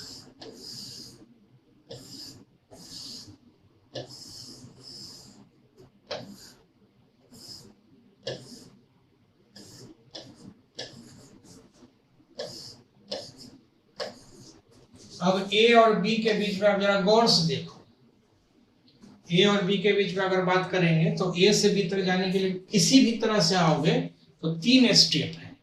इसका तीनों में सब इक्वल, जैसे देखो 1 2 3, 1 2 3, 1 2 3, इसका सारे में इक्वल स्टेप है। इसका करंट वहां से जो निकलेगा ये सारे में निकलेगा सेम। तो हम अगर मान लेते हैं इसे 3 को, तो हम इसको आई मानते हैं, इसको आई मानते हैं, इसको आई, तीनों इक्वल होगा। ई कैसे? तो सिंपल ये है कि स्टेप सेम है तो सिमेट्रिसिटी हम यूज करेंगे। इसका मतलब 3 को वापस भी चला जाएगा, ये आई इधर से आई आ जाएगा, इधर से आई आएगा, और ये 3 आई वापस आ जाएगा। गया कितना था? 3 आई। अब है कि यहां से देखो, यहाँ पे आई आया, तो यहां से लेकर के स्टेप बराबर है। स्टेप बराबर कैसे है? तो यहां से तो 1 2, यहां से 1 2, ठीक है। तो सिमेट्रिक होने पे क्या आसान है कि करंट हम लोग उस तरह से, अदरवाइज एक तो जनरल नियम है I1 I2 I3 I4 I5 I6 I7 मानते जाओ, बनाते जाओ, माने थोड़ा सा इक्वेशन बहुत ज्यादा आ जाएगा। माने सिमेट्रिक अगर पता चलता है तो एक लाइन में बन जाएगा, तुरंत बन जाएगा। नहीं पता चलता है तो फिर जनरल मेथड से बनाओ। जनरल में भी डेल्टा स्टार मेथड है, बहुत सारा मेथड है जनरल बनाने का, ठीक है ना। तो वो तो हम बात कर लेंगे जब करंट हम अपना पढ़ाएंगे यहाँ पे, तो उस समय हम लोग बात करेंगे। तो हमारा कहने का मतलब अब क्या है कि इसमें ये I/2 हो जाएगा, ये I/2 हो जाएगा, ठीक है। अब यहाँ से I जाना है तो देखो इधर I जाना है, इधर से I/2 आया तो इधर से I/2 मजबूरी में आना पड़ेगा, तभी ये I होगा। इसका भी यही सिचुएशन है कि इधर से I/2 होना पड़ेगा, इधर से I आया, ठीक है ना। जैसे इधर से I/2 आया, इधर से अगर इधर I जा रहा है तो इधर से I/2 आना पड़ेगा। और इसका क्या है कि इधर से I आया, इधर से I आ रहा है, तो देखो इधर से I आ रहा है तो इधर से एक I/2 और एक इधर से I/2 आना पड़ेगा, तभी ये I होगा। तो हम लोग सिमेट्रिसिटी जो यूज करते हैं उसमें क्या करते हैं, करंट हम घुसाते भी हैं और करंट निकालते भी हैं साथ साथ, सिमेट्री पर दोनों साइड से मिलाते चले जाते हैं। तो उससे क्या फायदा होता है कि हमारा करंट का डिस्ट्रीब्यूशन सही हो जाता है। देखो ये तो सेल लगाने का है, तो सेल अगर मान लो इस तरह से लगा दिए, अब किसी में भी घूम जाओ, जैसे R इक्विवेलेंट हम अगर यहाँ पे लिखना चाहेंगे, R इक्विवेलेंट कितना हो गया भाई, तो E है बाई हो जाए कितना करंट भेज रहे हैं 3I। अब किसी एक लूप में घूम जाओ, लूप में घूमो, देखो ये हो गया IR I/2R। नाउ यहाँ पे लिख देते हैं IR plus I/2R plus IR, ये E हो जाएगा। तो यहाँ से हम अगर लिखते हैं I बराबर आ जाएगा कितना, 2 2 2 4 5 E/5I 5R, ये आ जाएगा बाई 2, इतना आ जाएगा। ये 3 था, अब I का वैल्यू यहाँ पे रख दो, तो ये 3I का E और ये 3 ऑलरेडी बाई 2 E/5 R, इसका 5/6 लगता है, 5/6 R, ठीक है। ये आ जाएगा।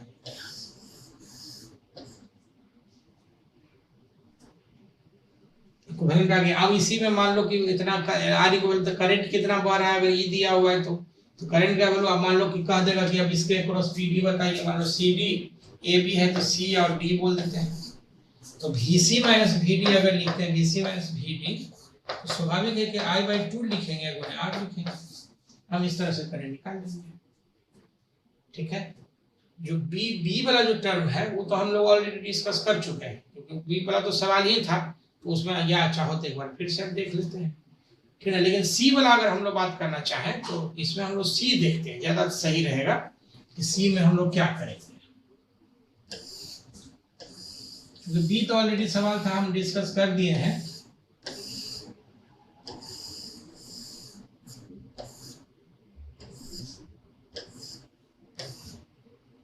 ये मान लो कि ऐसे करंट आया, ऐसे करंट ये ए है, ये बी, ठीक है। अब इसमें जरा सा गौर से तुम देखो, इसमें हम करंट कितना कैसे भेजेंगे। तो अगर यहाँ से हम इसमें देखो, एक तो इधर से हम आई भेज सकते हैं तो डायरेक्ट चला गया, इसमें कोई दिक्कत नहीं है। अब है कि यहाँ से जाने का 1 2 3, 1 2 3, ठीक है। तो इसका मतलब ये हो गया कि एक करंट इधर से I1 अगर मान लें, या इसी को I1 मान लो, ये I मान लेते तो इधर से भी I जाएगा। इसका इधर से करंट आ गया 2I1 प्लस I, सॉरी ये आ गया 2I प्लस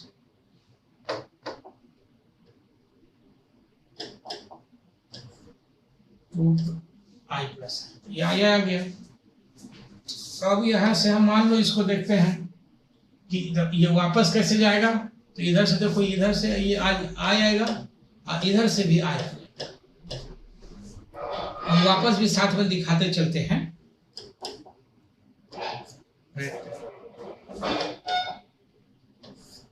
ठीक है। अब यहां से अगर आई आ गया तो स्वाभाविक है कि इधर से आई आ रहा है, ठीक है। इधर से तो हम अगर मान लेते हैं कि ये जो है सो इधर से आई डैश जा रहा है, इधर से आ जाएगा आई माइनस आई डैश। इधर से आना चाहिए कितना, आई माइनस आई डैश, क्योंकि तभी ये इधर से आई माइनस आई डैश, इधर से आई डैश, ये दोनों कैंसिल होकर आई निकल जाएगा, ठीक है। अब यहाँ पे देखो कि इधर से आ रहा था आई, ठीक है। अब इधर से जो है सो हमको आई जाना है। इधर से अगर हम मान लेते हैं कि आई अलग मान लेते हैं, आई डबल डैश, इधर से जाना चाहिए आई माइनस आई डबल डैश,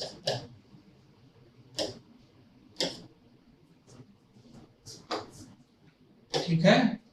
तो अब ये जोड़ करके कितना हो गया, आई माइनस, ये अंदर से आई चला गया। अब यहाँ पे जो आ रहा था, एक चीज गौर से देखो, ठीक ना, इधर से कितना जा रहा था, आई माइनस आई डैश। इधर से जो है एक तो इधर था और एक जो है इधर भी निकलना है। तो इधर से अगर मान लो, छोड़ो जाने दो इसको, इधर से भी नो प्रॉब्लम।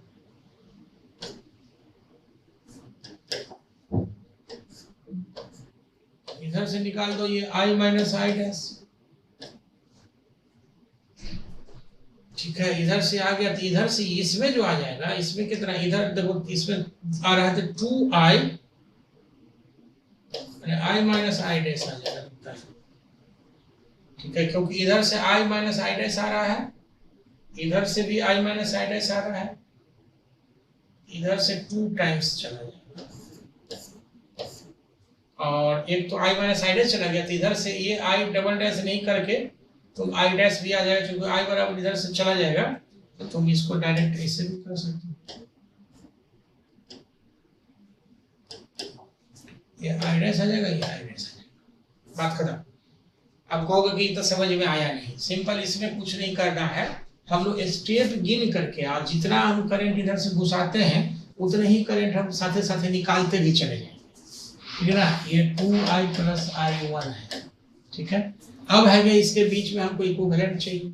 अननोन तो बहुत आ गया, जैसे अननोन आ गया I I1 I डैश, तो हम लोग आपस के रूप में घूम घूम करके हम लोग निकाल लेंगे, ठीक है। तो अब जिस जिस रूप में घूमेंगे, जैसे मान लो कि इधर से हम अगर एक सेल लगा दिए होते हैं,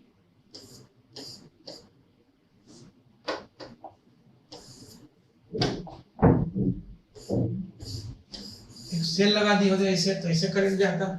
तो हम आर इक्विवेलेंट जो लिखते हैं, ये ई बाई हो जाएगा 2I प्लस I1, ये पहला इक्वेशन, सब आर है। अगर हम ऊपर वाला में लिख दें, ठीक है, ऊपर वाला इक्वेशन में अगर लिख देंगे,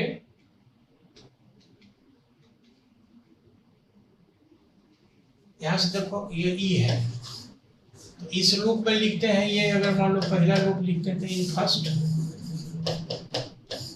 minus E plus I1 R 0, ये दूसरा इक्वेशन आ जाएगा यहाँ से। तो I1 R, अगर इसी को हम लोग फिर मान लो कि कोई दूसरा इसी रूप में लिख दो, मैंने जिस रूप में आप चाहो तो लिख दो, नो प्रॉब्लम, ठीक ना।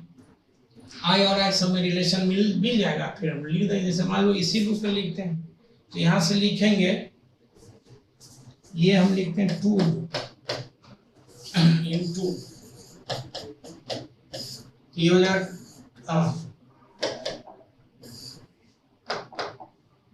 I minus I dash into R plus 2I minus I dash into R plus I minus I dash into R minus I dash into R बराबर 0। ये तीसरा इक्वेशन, और इसी तरह से इसको सॉल्व करके हम लोग डिस्कस करेंगे, ठीक है। I1 I2 I3 तीनों 4 1 1 है, तो उस हिसाब से अपन लिख देंगे, ठीक है। अगला क्वेश्चन कहता है soap bubble is blown to a diameter of 7 centimeter. इतना all of work is done in blowing it further, ठीक है। If the surface tension of the soap bubble is 40 dyne per centimeter, then the new radius is 7 centimetre है। तो surface tension जो होता है, पहले इसको सोल्यूशन, ठीक है।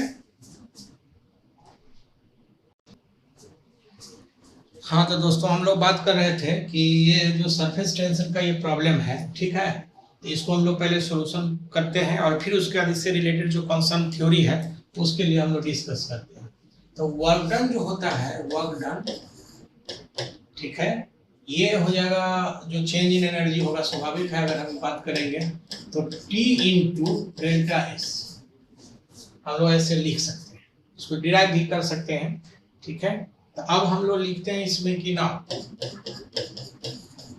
गिवन जो है ये है डेल्टा वर्क क्या है और इतना वर्क डन लिखा हुआ है, इस 36960 और सब सीरियस यूनिट में है, ठीक है। टी जो है सो दिया हुआ है 40 डाइन पर cm। स्मॉलर रेडियस मान लेते हैं कि ये आर इनिशियल जो है सो ये है 7 centimetre. Now from relationship between surface tension and work done, तो हम लिखेंगे डेल्टा W बराबर हो जाएगा T गुने डेल्टा A, इसका मतलब हो जाएगा T गुने हो जाएगा देखो area final minus area initial, इसका T into 4 pi R square, या R फाइनल कर लो 4 पाई R फाइनल का square minus 4 pi R initial का स्क्वायर, और गुने 2 करते हैं, चूंकि सोप बाउल में डबल लेयर होता है तो हम यहाँ पे लिखेंगे for soap bowl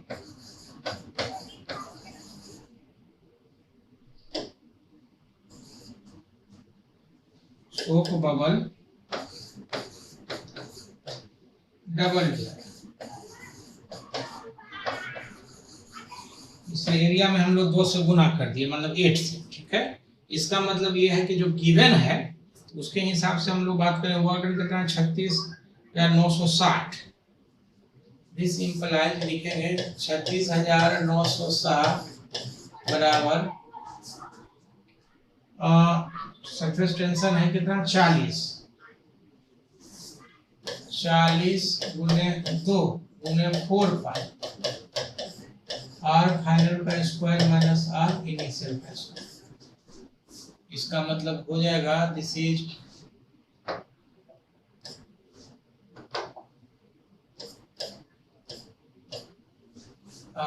R final का स्क्वायर बराबर हो जाएगा R इनिशियल का square plus 36960 by 80 into 4 into 22/7। ठीक है, तो ये जो करीब करीब आता है, करीब करीब ये 7 सेंटीमीटर ही आता है। थोड़ा सा का फर्क आ जाएगा, वो हम लोग देख लेंगे। ठीक है, अब रही बात कि इसका रिलेटेड कॉन्सेप्ट जो है, रिलेटेड कॉन्सेप्ट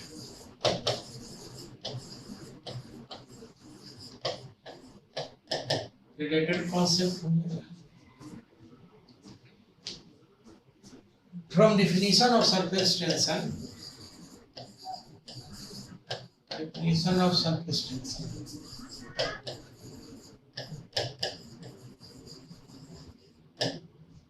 T बराबर हो जाएगा, देखिए force per unit length, stretching force होता है फोर्स पर यूनिट लेंथ, या stretching force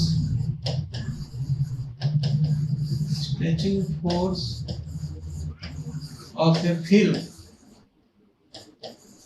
per unit length। अगर इसी को थोड़ा हम और ठीक से लिखें तो T बराबर हम लिखते हैं F/L, एंड दिस इम्प्लाइज कि T बराबर हम लिखें F गुने डेल्टा x L गुने डेल्टा x। इसका ये हो जाएगा वर्क डन और ये होगा एरिया। इसका माने डेल्टा W वर्क डन जो है T गुने डेल्टा, ये एक रिलेशन ऐसे ये हम लोग यहाँ से देख सकते हैं। मतलब सरफेस टेंशन T जो हो जाएगा, this is energy per unit area, per unit area ऐसे भी लिख सकते हैं, या work done per unit area. इसी चीज को अगर डिराइव करने के लिए अगर आप चाहें तो डेरिवेशन कर सकते हैं। कैसे? जैसे मान लेते हैं डेरिवेशन,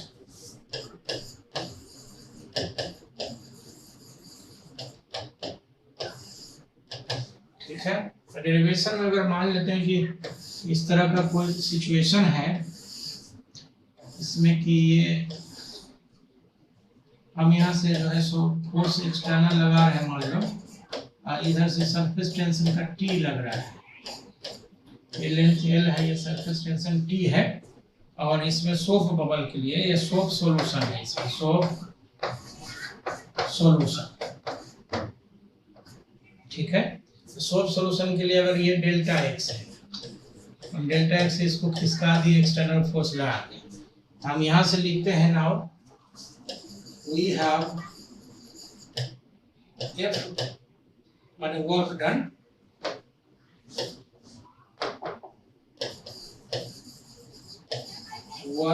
in displacing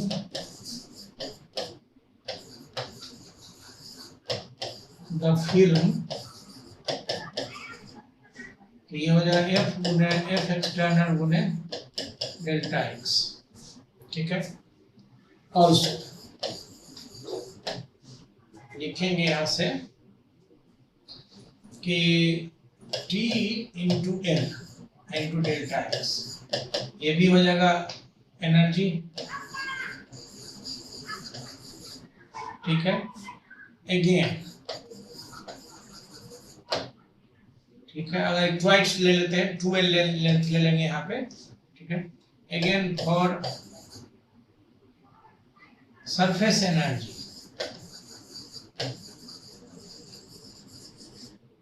ये E लिखते हैं तो हम लिखते हैं E बराबर हो जाएगा एनर्जी पर यूनिट एरिया, ठीक है। इसका मतलब E एनर्जी लिखेंगे यहाँ से, सो डेल्टा U बराबर हो जाएगा E into 2L into x। तो दोनों जो है सो ये मान लो पहला है और ये दूसरा है, ये वर्क डन है, ये हम लोग डेल्टा W यहाँ से वर्क डन भी लिख सकते हैं फ्रॉम फर्स्ट एंड सेकेंड। इसमें लिखेंगे T गुने 2L इंटू डेल्टा x बराबर हो जाएगा E गुने 12 इंटू डेल्टा एक्स, इसको डेल्टा एक्स बोलते हैं। डेल्टा एक्स हम लोग यहाँ पर लिख रहे हैं, इसका मतलब हो जाएगा दिस इंप्लाइज ई बराबर जो है सरफेस, ई बराबर हो जाएगा work done per unit area. ये एक रिलेशन हो गया। अब सोप बबल के केस में और एयर बबल के केस में दोनों में एरिया का अंतर आ जाएगा, ठीक ना। एरिया अगर सोप बबल में हम लोग माने एयर बबल में ए लिखेंगे तो सोप बबल में 2a लिखेंगे, ठीक है। अगर बबल है तो एरिया हो जाएगा 4 पाई आर स्क्वायर माने स्फीयर करके इस तरह से हम लोग लिख सकते हैं। सो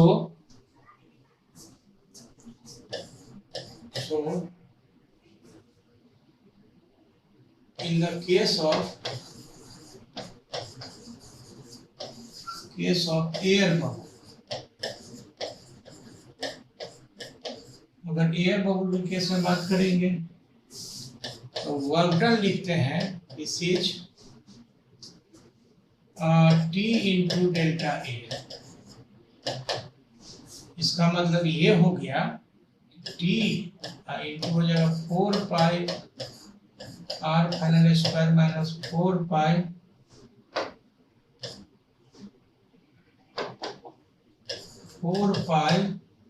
आर इनिशियल जो रेडियस होगा स्क्वायर, ऐसा लिख दो। In the case of soap bubble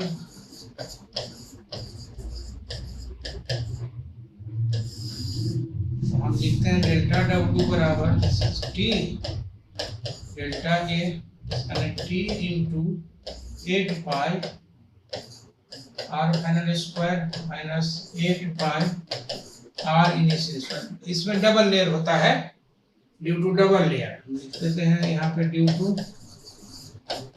double layer.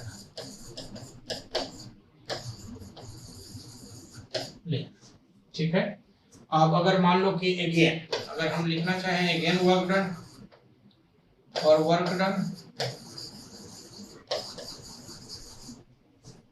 Due to excess pressure,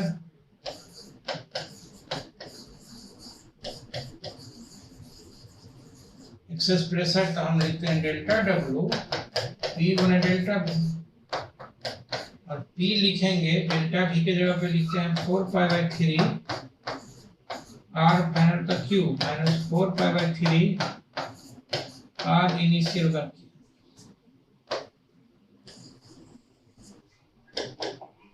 are initial का क्यूब मतलब ये इसमें बहुत सारा रिलेशंस आ सकता है, इस तरह से आता है। फिर उस पर टेम्परेचर का चेंज आने लग जाता है, ठीक ना। डेल्टा बराबर एम एस डी थीटा करके हम लोग मान जैसे एक्सपेंड करेगा तो स्वाभाविक है कि टेम्परेचर घटेगा, तो वो सब कितना से चेंज आ गया वगैरह वगैरह हम लोग कुछ इस तरह से लिख करके और फिर हम लोग इक्वेट करते हैं, ठीक है। तो एक रिवीजन टाइप का इसमें आ गया। Now next question, this is 2 wavelength, ये यंग्स डबल स्लिट एक्सपेरिमेंट का है, ठीक है। तो हम इसमें लिखते हैं, इसको पहले सॉल्व करते हैं।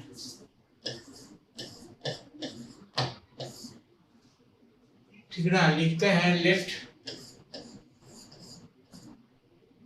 अगर ये जो है सो दोनों का था कि ओवरलैप करता है, तो हम कहते हैं लिखते हैं कि अगर फ्रिंज ओवरलैप कर रहा हो, if the fringe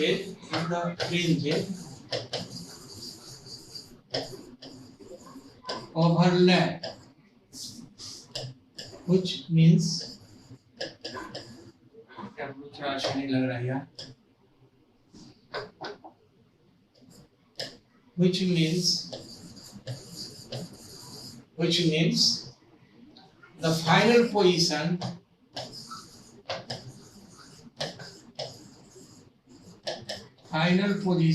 for both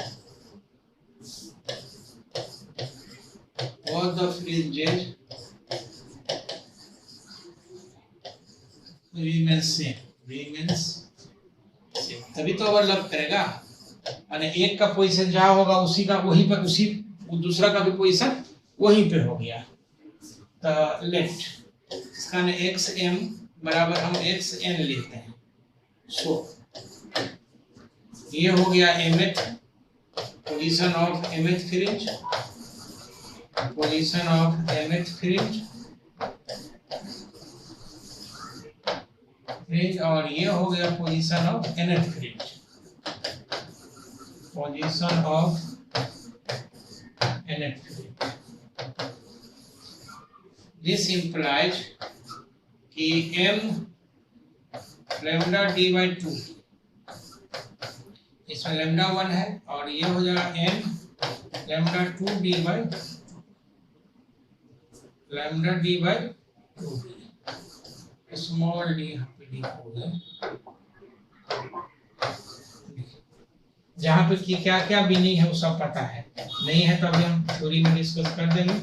n delta, ठीक है, इसका हम n by n लिखेंगे तो लैम्डा 2 by लैम्डा 1, लैम्डा 2 जो देखो कितना है, लैम्डा 2 है 650 और ये है 450, 0 0 गया, 13 5 65, 9 5 45, तो मिनिमम लिखेंगे, so minimum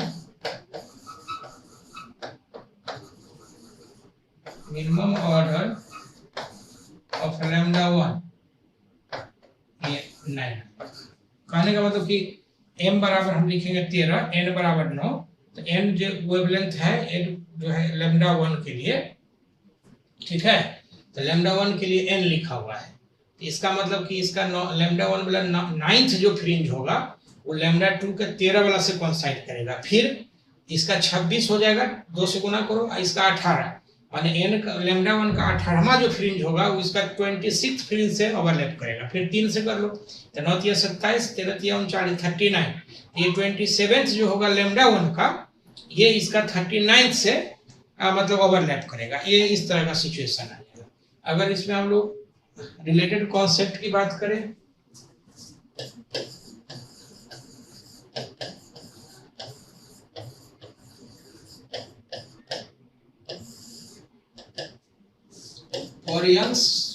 for Young's double slit experiment,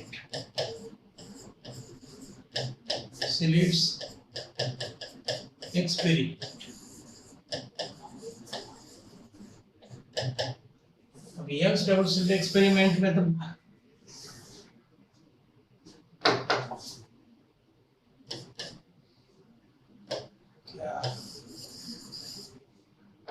for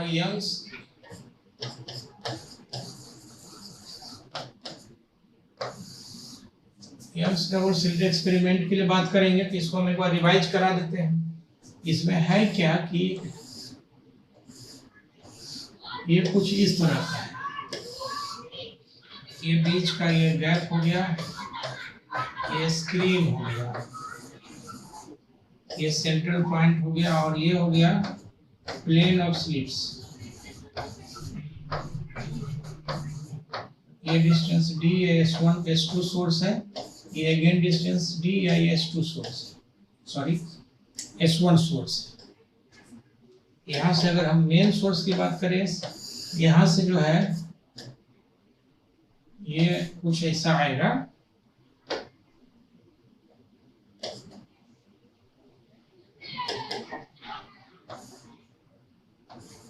S2 है, यहाँ से लाइट ऐसे है, और ये दोनों मिल करके यहाँ पे ओवरलैप करके सुपरपोज करके बी पॉइंट पर ये एक्शन के लिए ये सिचुएशन है, ठीक है, जिसमें क्या क्या डिस्टेंस कहाँ कहाँ है दिया हुआ दिखाई दे रहा है। तो हम लिखते हैं फॉर पाथ डिफरेंस,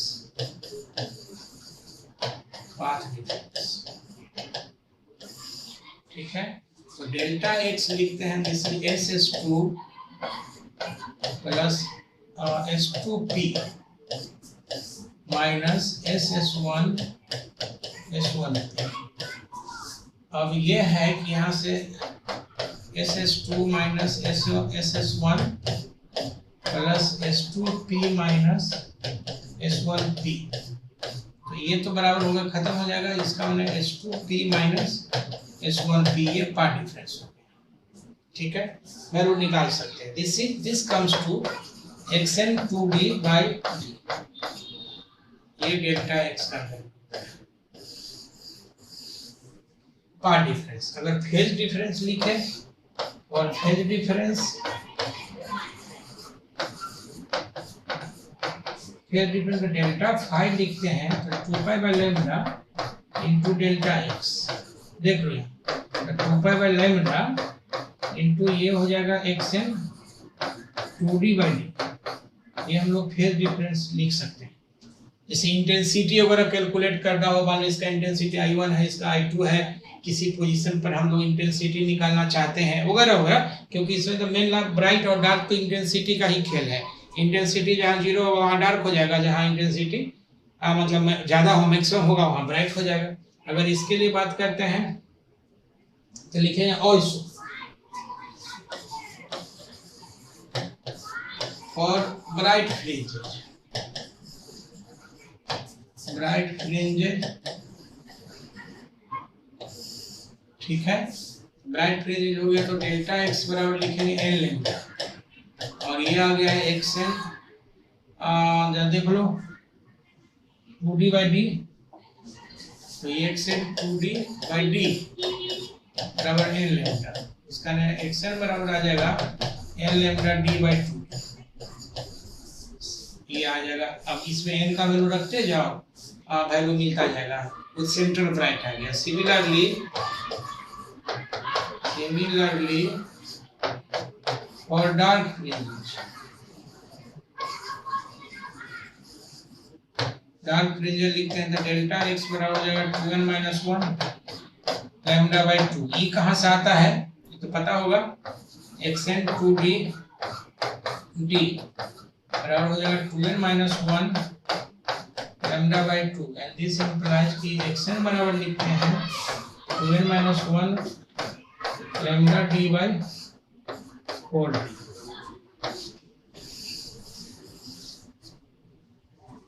ठीक है, अब किस पे किस तरह से डिपेंड कर रहा है तो दिखाई दे रहा है। अब है इसी पे बहुत सारा चीज आता है कि अगर मान लो कोई हम बीच में जो है फिल्म डाल दें तो कितना क्या फर्क पड़ेगा, ठीक है ना, पैटर्न शिफ्ट कर जाएगा, पैटर्न नीचे या पैटर्न ऊपर वगैरह वगैरह, कुछ इस तरह से हम लिख देते हैं अगेन,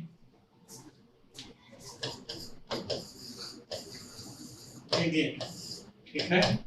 हम लिखते हैं इसमें जैसे देख लो, अच्छा अगेन फॉर एंगुलर कैलकुलेशन लिख देते हैं, ठीक है ना, उसके बाद हम आगे बात करते हैं। अगेन फॉर फ्रिंज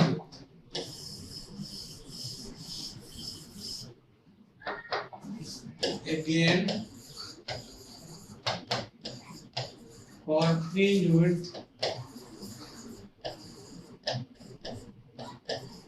फ्रिंज, तो बीटा बराबर लिखते हैं जैसे X N plus 1 minus X N.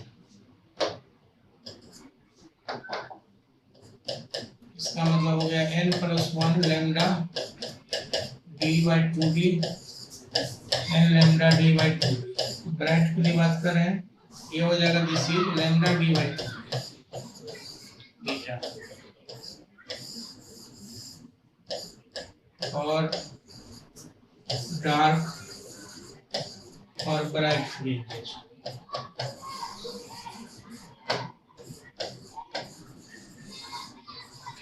ठीक है, डार्क और ब्राइट फ्रिंजेस। ये जो है इसको इंडिपेंडेंट ऑफ एन है, independent of N, that is बताता है कि जितना विड्थ ब्राइट का होगा उतना ही, माने जितना सुख का टाइम होगा उतने ही स्पैन दुख का होगा, ठीक है ना। Bright that is the width remain same, remain same for bright as well as for dark fringes.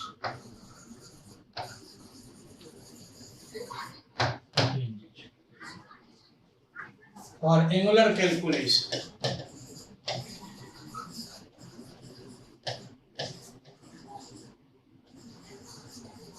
angular calculations,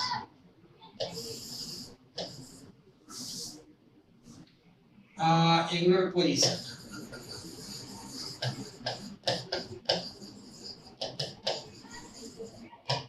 इसको हम लोग बोलते हैं थीटा एन, ठीक है। और ब्राइट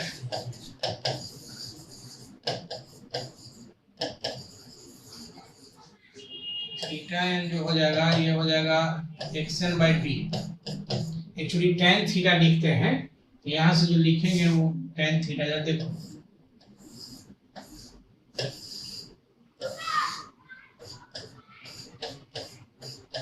कैपिटल डी है, S2 है, ये D है, ये S1 है, ये स्मॉल d है।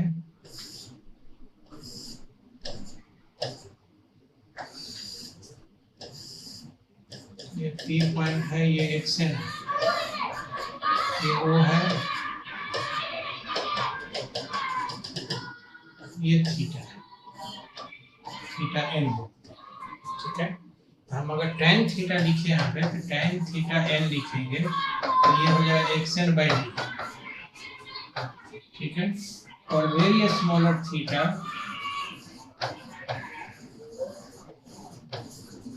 थीटा n जो होगा वो ये हो जाएगा एक्सन बाई डी, बहुत स्मॉल तो थीटा आ जाएगा तो उसके लिए tan थीटा थीटा आ जाएगा, ठीक है।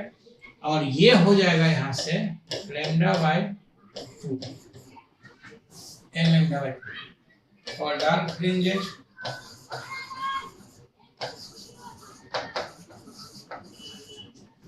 तो लिखेंगे थीटा एन बराबर एक्सन बाई डी अगेन, ये आ जाएगा this is 2n minus 1 lambda by 4, ठीक है।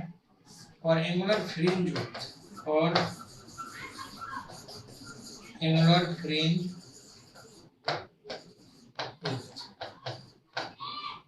बीटा थीटा इसका नाम है, ये लिखते हैं, उसे हम लिखेंगे ये लैम्डा बाई 2 दिया, बता देंगे सेम, या चाहो तो एक बार लिखिएगा।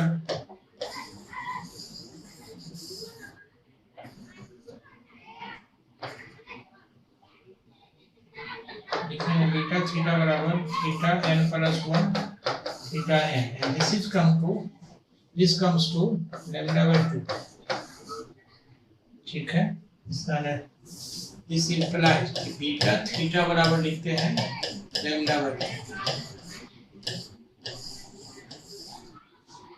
ना और resulting intensity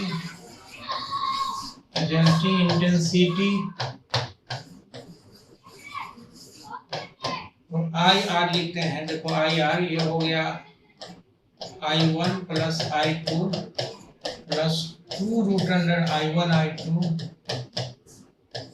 cos delta phi.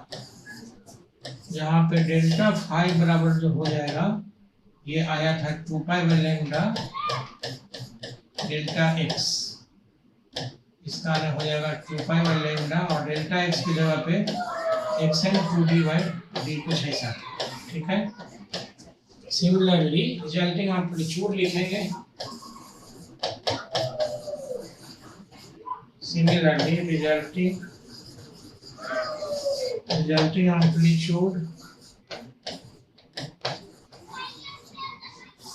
ये a बराबर लिखते हैं a1 का स्क्वायर a2 का square plus 2a1 a2 cos delta phi का रूट, ये रिजल्टिंग एम्पलीट्यूड, ठीक है।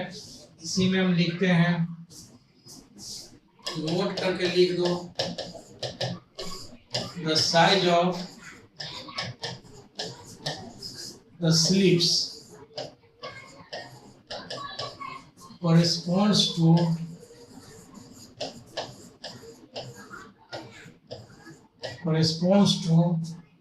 the amplitude of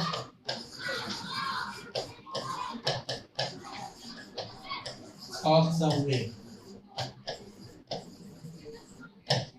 मतलब ये हो गया कि अगर हम इसमें बात करना चाहें ऐसे, ये P हो जाएगा, ये S2 हो जाएगा, ये S1, ठीक है। तो अगर मान लो कि यहाँ से इसे ये जाएगा तो ये A1 यहाँ से जा सकता है, ये A2 जा सकता है,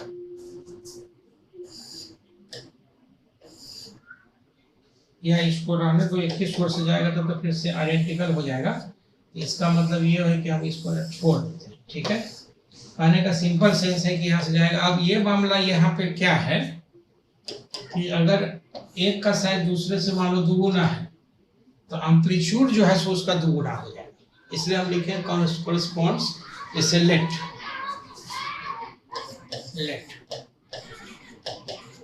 size of S1 is 3 times that of S2, then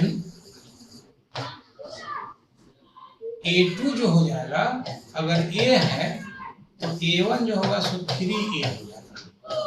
इसका ध्यान रखें, कुछ कुछ किताब में क्या किया है, कुछ जो एक बार सवाल पूछा है तो उसका जो सॉल्यूशन में इंटेंसिटी को कर दिया 3 टाइम्स। इंटेंसिटी नहीं होगा, ये एम्पलीट्यूड होगा।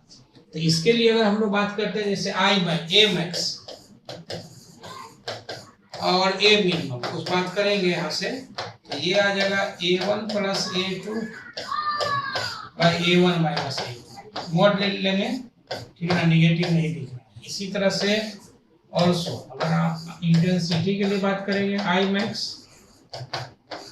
by I minimum, this comes to I1 plus root under I2 by हो जाएगा root under I1 minus root under I2 का स्क्वायर।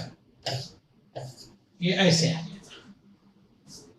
ठीक है, मतलब कहने का इस तरह से हम लोग एम्पलीट्यूड होगा। लेकिन एक चीज का ध्यान रखेंगे, अगर साइज की बात करेगा तो साइज की बात करने में हम लोग एम्पलीट्यूड को ट्वाइस थ्राइस जो भी होगा, माने साइज रिलेटेड है एम्पलीट्यूड से, not with intensity.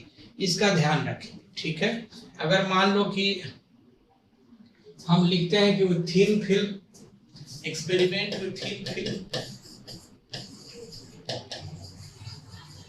Experiment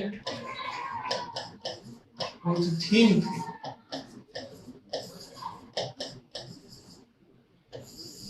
film, ये क्या मतलब है भाई? मतलब ये हुआ कि ये यहाँ से अगर हम लोग बात करेंगे ऐसे और ये आगे ऐसे, ये पी पॉइंट है जहाँ सुपरपोज किया, ये एक्सेंट है, ये ओ सेंट्रल है, कैपिटल डी है, स्मॉल डी स्मॉल। अब इसमें क्या है कि हम एक थिन फिल्म लगा दिए। ठीक है, मतलब ये हो गया तुम्हारा μ1 और इसका थिकनेस T1 आ गया। ये हो गया तुम्हारा μ2,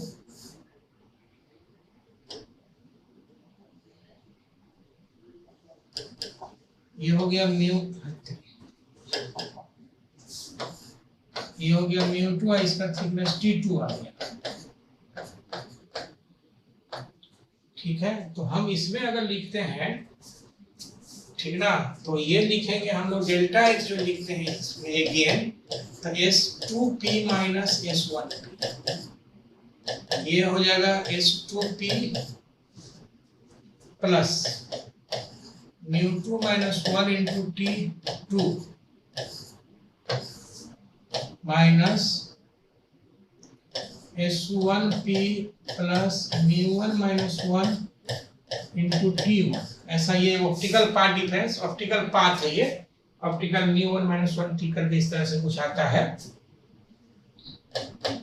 इसका मतलब ये आ जाएगा कि S1P माइनस S2P ना,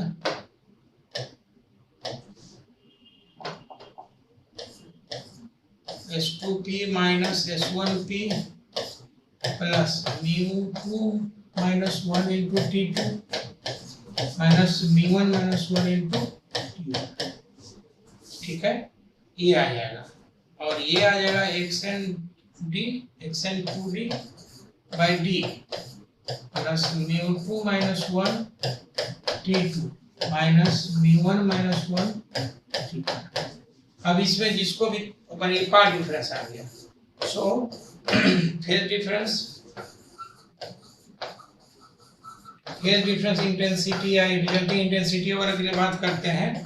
डेल्टा फाइव हो जाएगा 2 pi by lambda into delta x का वैल्यू यहाँ रख देंगे तो ये आ जाएगा। मतलब कहने का ये कि पूरा का पूरा अगर ये बात करना चाहे पोजीशंस वगैरह तो पोजीशन जो है सो शिफ्ट ऊपर कर जाएगा, नीचे कर जाएगा या सेम रह जाएगा, हम यहाँ से निकाल सकते हैं। जैसे जैसे एक एग्जांपल दिखा देना चाहते हैं for bright fringes.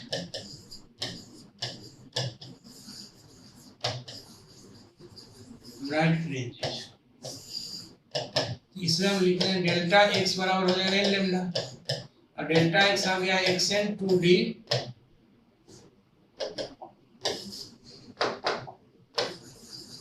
xn 2d by d minus plus μ2 minus 1t2 minus μ1 minus 1t1 ये आ गया है बराबर n लेम्डा। अगर यहाँ से हम xn लिखना चाहें दिस इंप्लाइज तो ये हो जाएगा कितना n लेम्डा d, ये आ जाएगा n lambda plus μ1 minus 1 into t1 minus μ2 minus 1 into t2 और ये हो जाएगा d बाई 2। ठीक है। अब इसी में अगर मान लो कि हम हटा दें कोई स्लैब तो μ1 मान लो कि 1 कर दिए एयर के लिए या μ2 1 कर दिए एयर के लिए तो खत्म हो जाएगा। जैसे हम अगर कह दें कि इफ μ2 बराबर 1 फॉर एयर माने नहीं है उसमें स्लैब नहीं है, इसका मतलब हो गया xn बराबर हो जाएगा n lambda plus μ1 minus 1 t1 और ये हो जाएगा d बाई। तो पहले की तुलना में देखो ये पोजीशन बदल गया, अपना प्लस आ गया, इसका पहले की तुलना में ये ऊपर शिफ्ट कर जाएगा। उसी तरह से अगर ये μ1 हटा दोगे निगेटिव आ जाए तो नीचे शिफ्ट कर जाएगा। ठीक है। तो इस तरह से कितना शिफ्ट अगर हम लोग लिखना चाहें शिफ्ट ऑफ द फ्रिंजेज अगर लिखते हैं तो हम लिखते हैं डेल्टा बराबर हो जाएगा देखो एन लेम्डा ये हो जाएगा μ1 माइनस 1 हम नेट जनरल लिख रहे हैं माइनस μ2 माइनस 1 t2 और ये हो जाएगा दिस इज d बाई 2। ये शिफ्ट हो गया। अगर शिफ्ट 0 हो जाए और डेल्टा 0 तो ये हो जाएगा μ1 t1 μ1 माइनस 1 t1 बराबर हो जाएगा μ2 माइनस 1 t2 वगैरह वगैरह। इसी तरह से हम इसको रिवाइज कर लेंगे, पूरा इस पर डिस्कशन आ जाएगा। ठीक है। कहता है कि 58 क्वेश्चन, तो हम लोग इस क्वेश्चन को पढ़ेंगे, पहले एक बार सॉल्यूशन इसका निकालते हैं, फिर रिलेटेड क्वेश्चन जो थ्योरी होगा ये बात करेंगे। कहता है spring elastic spring under tension 3 Newton has a length a और its length is b under tension 2 Newton for it length इतना और इट्स लेंथ इतना, the value of the tension will be कितना है। सिंपल। तो एक चीज तो क्लियर है, थोड़ा सा इसको अगर क्वेश्चन नहीं दिख रहा है तो थोड़ा सा लगा देते हैं, पढ़ा देते हैं। अगर हम लोग बात यहाँ पे करेंगे कि टेंशन के लिए, तो मान लो कि हम टेंशन लिखते हैं F बराबर K लेट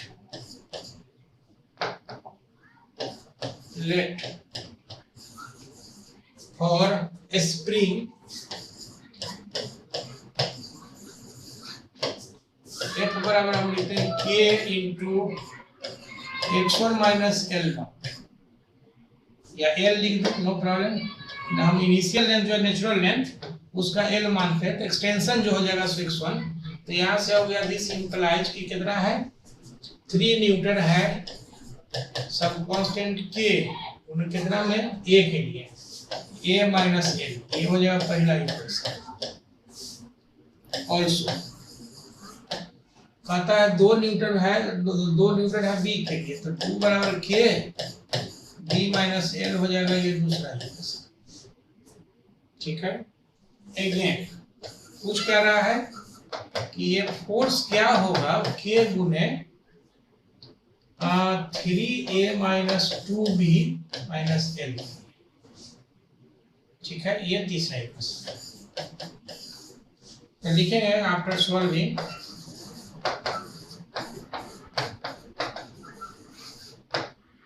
हम वी कैन गेट क्लियर हो जाएगा।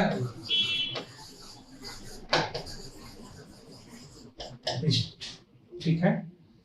अब है कि मतलब इसी में हम लोग अगर बात करें रिलेटेड कॉन्सेप्ट्स, तो रिलेटेड कॉन्सेप्ट्स जरा से देखो।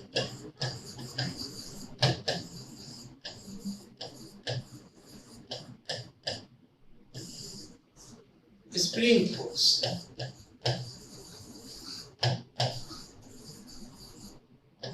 स्प्रिंग फोर्स, ठीक है। तो सिंपल है कि हम लिखते हैं F बराबर K माइनस के एक्स। अगर वेक्टर फॉर्म में इसे लिखे, इन मैग्नीट्यूड लिखेंगे F बराबर के एक्स, के जो है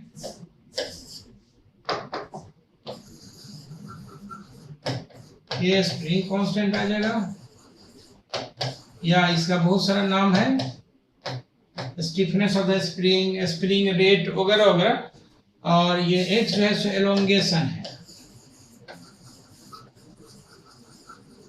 एलोंगेशन या कंप्रेशन।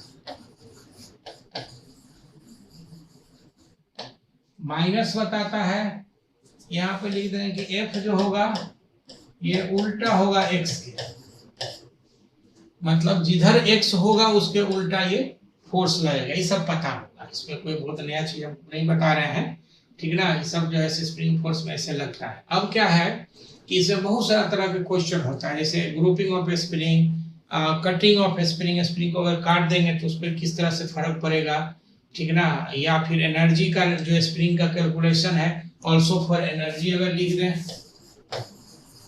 ऑल्सो फॉर एनर्जी लिख देंगे तो u बराबर जो हो जाएगा स्प्रिंग का हाफ के एक्स स्क्वायर, फिर x जो है सो एक्सटेंशन ही है, ठीक है, माने कंप्रेशन या एलोंगेशन है, ठीक है, ग्रुपिंग के लिए, और स्प्रिंग का जो है सो स्टिफनेस के लिए। तो हम लोग ये कटिंग के लिए तो हम लोग लिख सकते हैं इसके लिए, ठीक है ना। जो स्प्रिंग जो है सो एक मेजर पार्ट है, एक तो स्प्रिंग जो फोर्थ चैप्टर में आता है वहाँ पे सही है, उसके बाद जो आता है ये आता है आपका मतलब SHM, तो स्प्रिंग जो है सो SHM का एक मेजर पार्ट है। तो वहाँ पे हम लोग SHM का जो सवाल बनाते हैं वो हम लोग स्प्रिंग के फोर्स मेथड से भी बनाते हैं और एनर्जी मेथड से भी बनाते हैं। तो वहाँ पे स्प्रिंग के लिए हम लोग उस तरह से बात करते हैं, मतलब हम लोग आगे इसमें बात कर सकते हैं, ठीक है। इसमें अभी बहुत टाइम देना बहुत सही नहीं है।